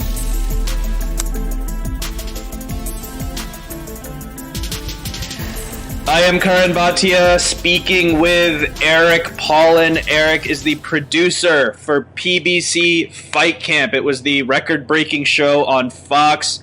And Eric, you just produced the 4 episodes, I should say, about Deontay Wilder and Luis Ortiz as they prepared for their rematch. So, let me ask you this. You were watching footage every day come in from Wilder's camp, from Ortiz's camp. What were you noticing from the training? Who was training harder? Who looked like they were in better shape? What were you noticing? Well, in terms of, Deontay's always in incredible shape. So Deontay in the gym, as we saw, I believe in episode 3, when he's hitting JD's and JD's is wearing the body armor. We learned later on that JD's had to go to the hospital that day from how hard that Deontay was hitting him through the body armor.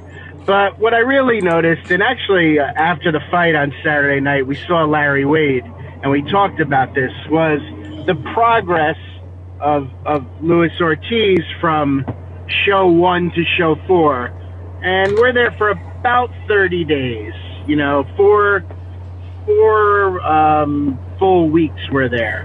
And from show 1 to show 4, we started with a workout with Ortiz, and we finished with a workout of Ortiz, and how incredible he looked, how defined his arms were, and how his abs were cut, and the incredible footwork that he had. I mean, that was a radical change. And you know, after the fight, we saw Larry Wade in the parking lot at the MGM, and we were talking about that, and I said it was an incredible transformation, and he was so proud of himself, and they really did great work with him. I mean, and it showed in the fight. I mean, it showed in the first 6 rounds, even the first 7 rounds until Wilder got to him.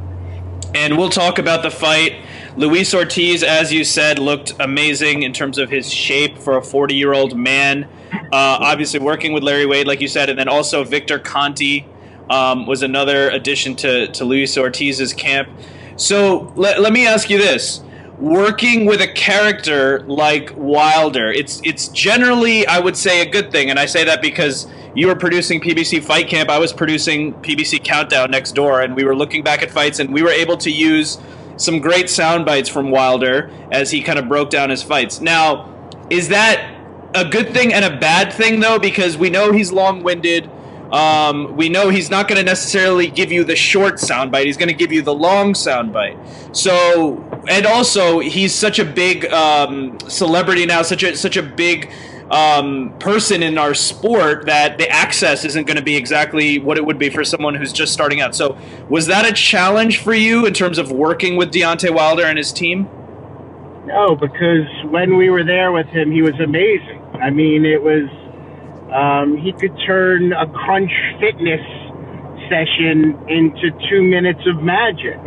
You know, working with his guys, telling the story of what, you know, Joey and Chris Bates meant to him, and how they grew up together and they had nothing, and, you know, and how far they had come, and what their friendship means to them. And so, no, I mean, I didn't.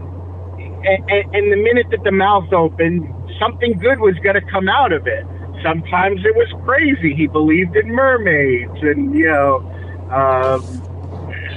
it was always fun and interesting, and you know, you knew that if you were in the gym with him, you were going to get something. And when he gave us those moments, which wound up being, you know, once or twice each show, whether it was the scuba diving or, you know, sitting at the river in Tuscaloosa and going over the history. You know, he's got a deep understanding of history.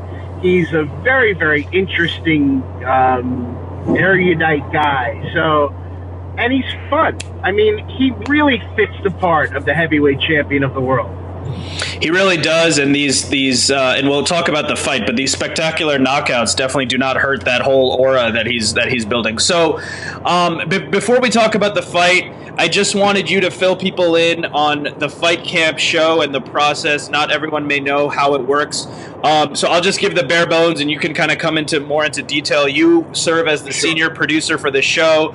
You're overseeing the entire show. There's 4 episodes, which is 1 per week.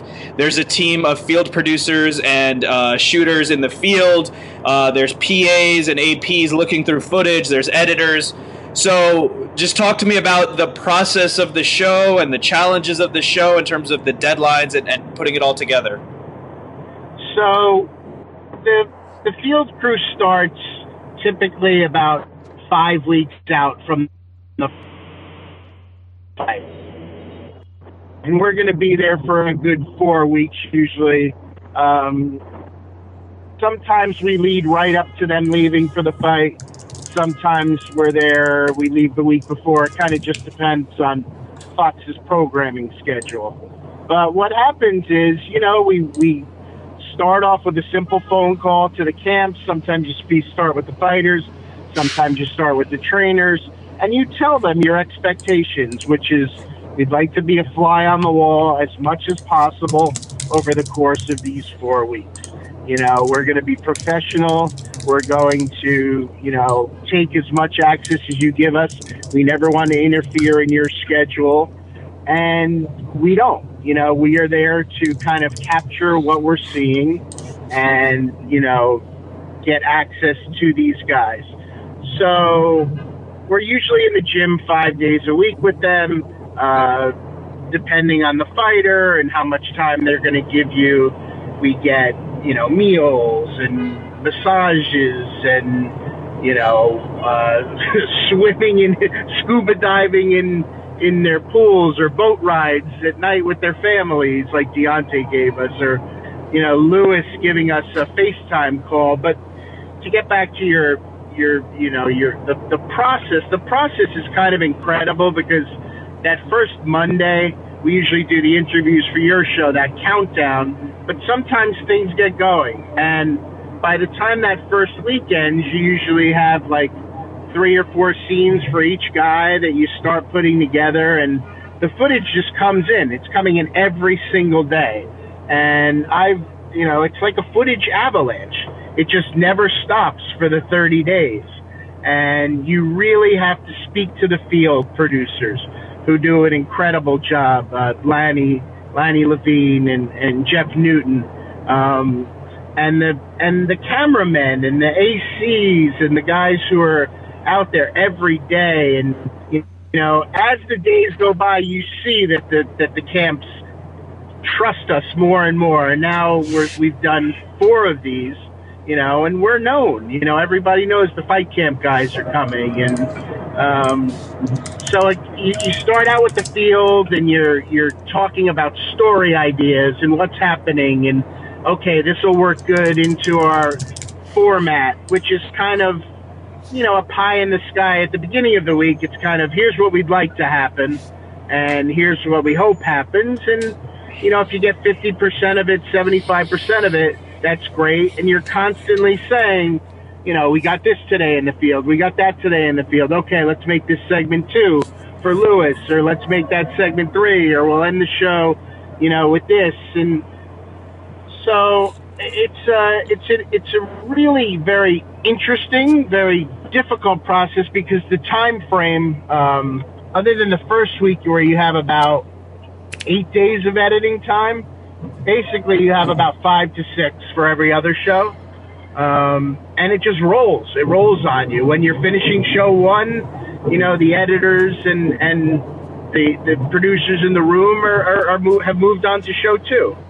And you got to be constantly thinking about the next show. And then you got to start thinking about show 3 and show 4. And it's a lot. It's a lot over the course of the month. And it goes very fast.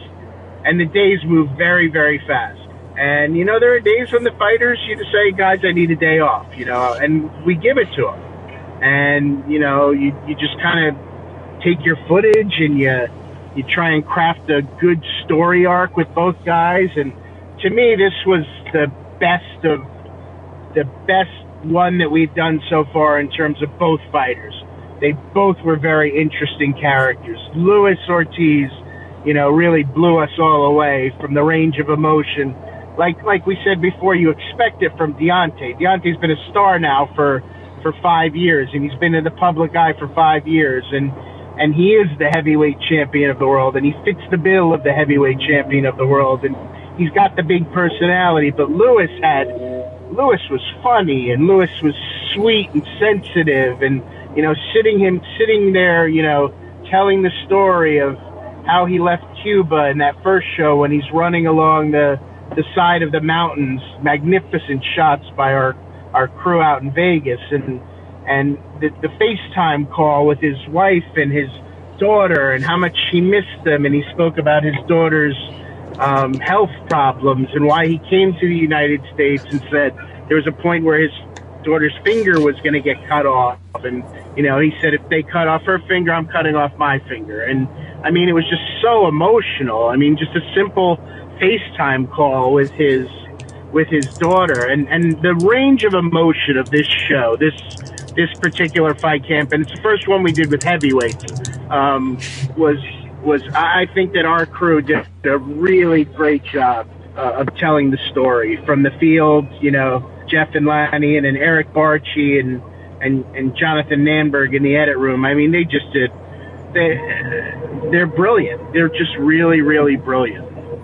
And this show did record numbers on Fox. It's actually becoming that show that follows these fighters, trying to fill the void of a show that I used to work on HBO called 24/7. This show is telling these stories as these fighters prepare for camp.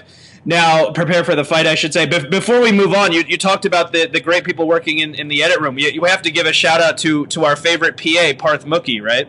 Absolutely. Absolutely. I mean, it's guys like Parth who dig in and really scour the footage and come to us with ideas and say, wow, I found this great shot of this, or I got it in this bin, which is, an avid term of where you store the footage. But yeah, I mean, we had 3 APs on this show digging in and Parth, and they are they're the backbone of what we do. They're listening for the story ideas, which sound bites to pick, and ultimately the editors kind of craft it all into something, but they tee it all up for them.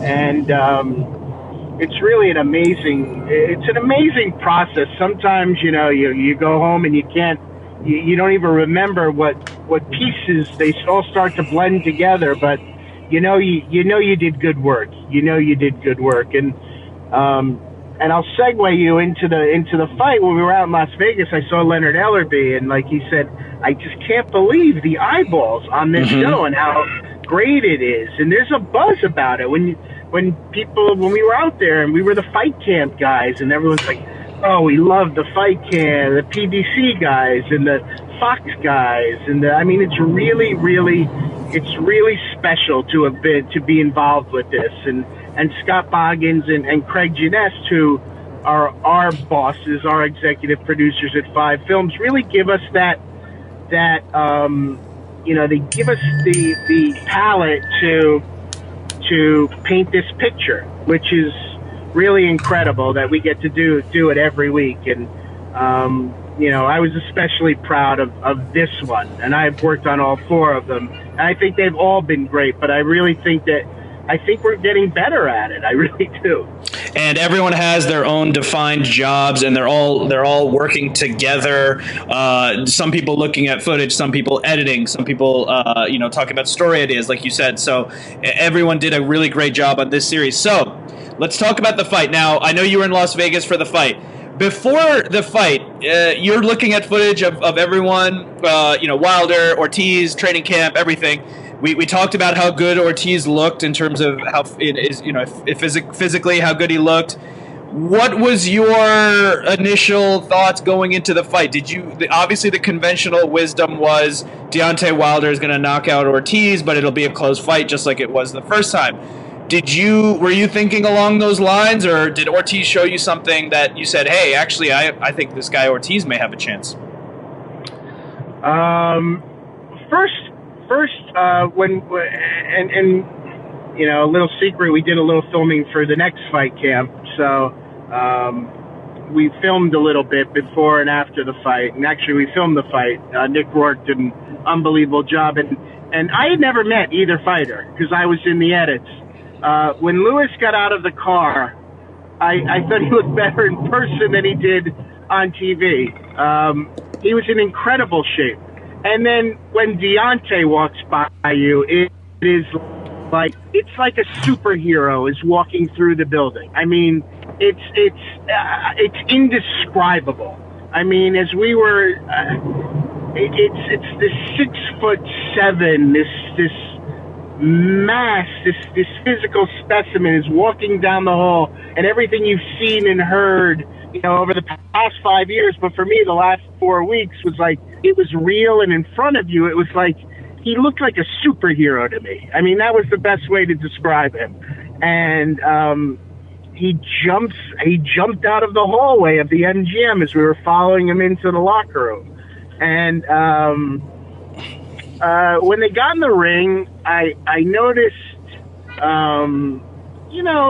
like everyone saw that Wilder was kind of cautious early on, or whatever you want to say. But, there were a couple moments, Ortiz was a little bit busier. In the third round, I think Wilder threw a really strong punch that kind of stunned, and you could see we weren't that close, we weren't that far away, but you could see the fluids flying from even far away. And then in the fourth round, Ortiz, and I noticed it in the beginning of every round how quickly Wilder jumps up. He's up before the 60 seconds, and he's always in the center of the ring waiting for Ortiz. And you just felt that it was going to come. You felt that he was going to go get him. You felt it was going to happen earlier in the round. And then the other thing was like that there was a big Ortiz contingent there. I mean, there were a lot of people cheering for him, and they were loud and they were boisterous and they were standing. And when something happened, that place was electric. I mean, that place was, from the minute that those guys walked out of the tunnel, which is an amazing experience to see live,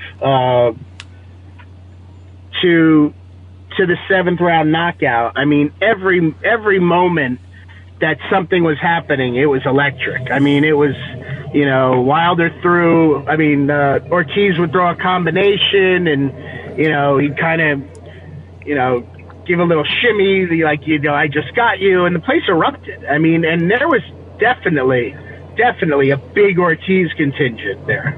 Yeah, and you could sense that on TV, that the crowd was into it. Ortiz doing his thing, definitely outlanding Wilder. It felt like watching at home. We know now that Ortiz was up on all three scorecards. The final punch numbers, Ortiz outlanded Wilder 35-34, but as I've been saying, it was that 34th punch by Deontay Wilder, that big right hand that ended the night in the seventh round. So here's my next question for you. Wilder, to set up the right hand, he was kind of getting the distance, using his left hand as like as a measuring stick. And also, he said after the fight that he was also trying to blind Ortiz. He was trying to use the left hand to blind him, and then boom, there comes the right hand, and we know what happened. That was the end of the fight. So he said that he worked on that in camp. He said that he was trying new things in camp, and that was one of the things he was trying, was blinding your opponent and kind of hiding the right hand behind the jab. So my question is, you saw some of the training footage. Did you notice him working on things like that in camp? No, they were very careful. And in the first phone call that Jeff Newton and I had with JD's and Chris Bates, they were very careful about the strategy. Some camps have let us shoot sparring, and some camps have not. I think it's just, it's a matter of choice. Jay said, if I saw 30 seconds of slow-mo footage of any fighter, I'd be able to pull something out of it. So they gave us a scene in the fourth show where we shot everything but the sparring, and we talked about it, and Jay talked about how secretive it was. So we did not get into too much strategy there. So they were kind of secretive about that stuff. Now, they weren't secretive about it, but we were never allowed to shoot the sparring, and when they were working out, they were working out. The heavyweights, at least these two guys, seem to do it different. They'd spar 1 week, and then they do boxing workouts the next week. So we had 2 weeks, and they actually coincided, which wasn't the best for us, but where they just sparred, and we were not allowed to shoot in either camp. We were not allowed to shoot the boxing, the sparring in either camp. So it's hard to glean strategy like that. The one thing that I did hear, I heard Deontay speaking to someone after the fight, and he said, in the fifth round, he knew he had that perfect vision of him, and he knew that he was going to get him. Like everything lined up in the fifth round. At some point in the fifth round, that's when he saw that he was going to get him. and I guess he just waited for that moment. I mean, that was as straight and perfect a punch as you see. I mean, just straight down the line like that. It wasn't a hook. It wasn't. It was just pretty incredible. It really was. It was a thing of beauty. He actually was setting the trap the whole time, which is quite amazing. And he said he doesn't really worry about the scorecards. He's generally down on the scorecards.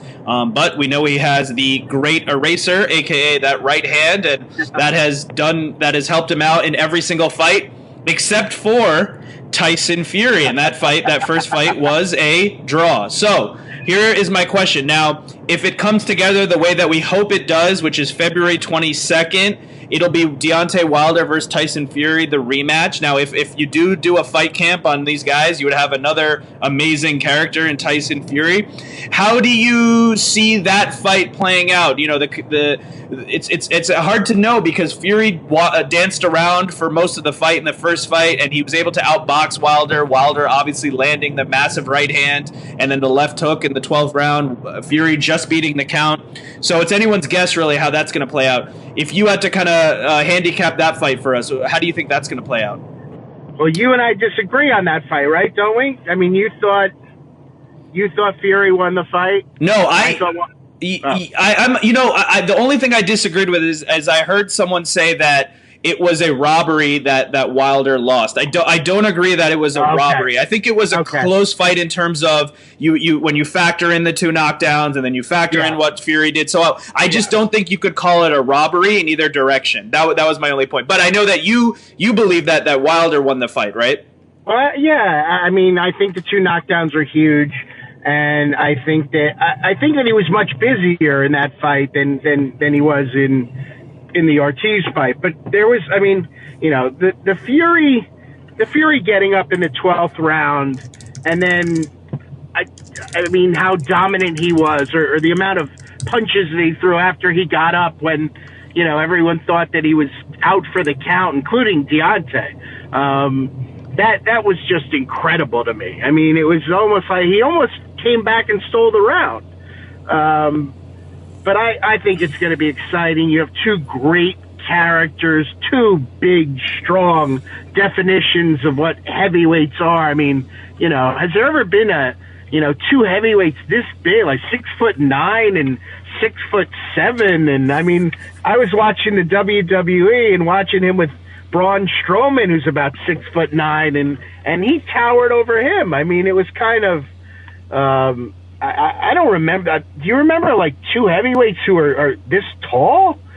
It's hard to remember that when there's 2 giants like this, and then they're equally matched, and they're both relatively in their prime, right? It's hard to imagine when it's like that. Yeah.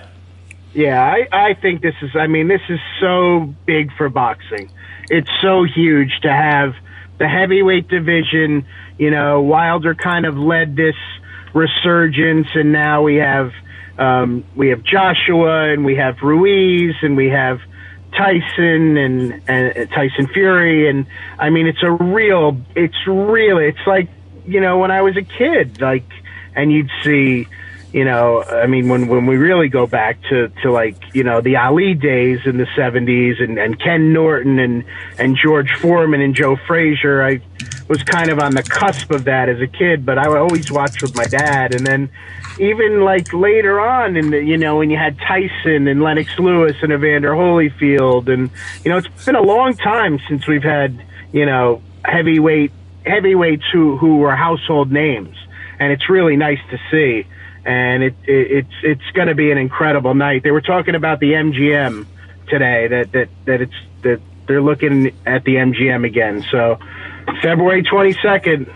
Let's hope it comes together. It's the fight that everyone wants to see, and then of course we can hopefully have that lead into the winner of that fight fighting the winner of Ruiz Joshua, hopefully, and that would be absolutely incredible because that would be the lineal champion plus every single belt on the line. And that has not happened in the modern 4-belt era. So it's a very exciting 2020 on tap here in the heavyweight division. One thing that you just talked about, and I was just looking up numbers as you were speaking. So in the Wilder-Ortiz rematch, Wilder landed 34 punches through the 7th round. That's when he had the knockout. In the fight with Fury, Wilder-Fury, through the 7th round, it's interesting. He was around the same, and he was 36 punches through round 7. But when you look at round 9, Wilder landed 13 punches, and then round 12, he landed 11. So his output went higher, and we know those are the rounds that he had the power shots because he landed the knockdowns. So it's interesting to see what his game plan will be. Maybe this is his game plan, where he has the kind of consistent number of punches per round, and then he looks to find that big shot, and we'll see if he does that quote unquote risky style again. So to wrap it up, Eric, how many times did you hear Bomb Squad in the last month? So I gotta tell you something funny. When the first day he did a giant one, and we all looked at each other in the edit room. We came up with an over/under in the edit room, and we said that we would hear 32, and we were not even close. I mean, I think it was about 6, like that we got on our footage. We got a lot of other things, but there were a lot more out in Las Vegas. When he gets into that mode, but I think it's in the show 2 or 3. Actually, it's in more because we use some archival Bomb Squads. But it's just he on top of the fact that he is the heavyweight champion. He looks the part. He sounds the part. He's got a catchphrase. People are walking down. He's walking down the hall. People go, Bomb Squad. When he was walking out, I was behind him, and you could hear it. You could hear 20,000 people screaming it to him. So it's just it's really magical to see. It was a magical night at the MGM, and I think that Tyson Fury and Deontay Wilder on February 22nd is going to take it to the next level. It really will. So final question. Can I get a Bomb Squad from you, Eric? Oh, God. You really? I'll try. Bomb Squad! Wow. That was... Okay, I was expecting like a 2, and that was a 10. That was incredible. Thank you. Eric Paulen, thank you so much for the time. We're looking forward to, I know I personally am, and I'm sure that the numbers show that people watching are looking forward to many more fight camps. If we get Wilder Fury, that's going to be an incredible show, and we know the other great pay-per-views and the other great characters we're going to have. Thank you so much for the time. Thank you for breaking it down, giving us a peek behind the curtain on how the show comes together. And best of luck to you, and I hope to chat with you again soon. Anytime, Curran. So that brings us to the end of this episode of Ask the Experts with Curran Bhatia. I want to thank all of my guests, Deontay Wilder, Chris Bates, Jack Reiss, Lee Groves, Dan Canobbio, Eric Paulen. Thank you for listening. If you like the show, please go on iTunes, hit subscribe, give us a 5-star review. I'm also putting a lot of my interviews on YouTube, so please subscribe to my YouTube channel. It's youtube.com/Curran Bhatia, CurranBhatia. If you want to follow me on my personal channels, I'm on Twitter and Instagram at Curran Bhatia. You can follow the show on Twitter and Instagram as well. It's at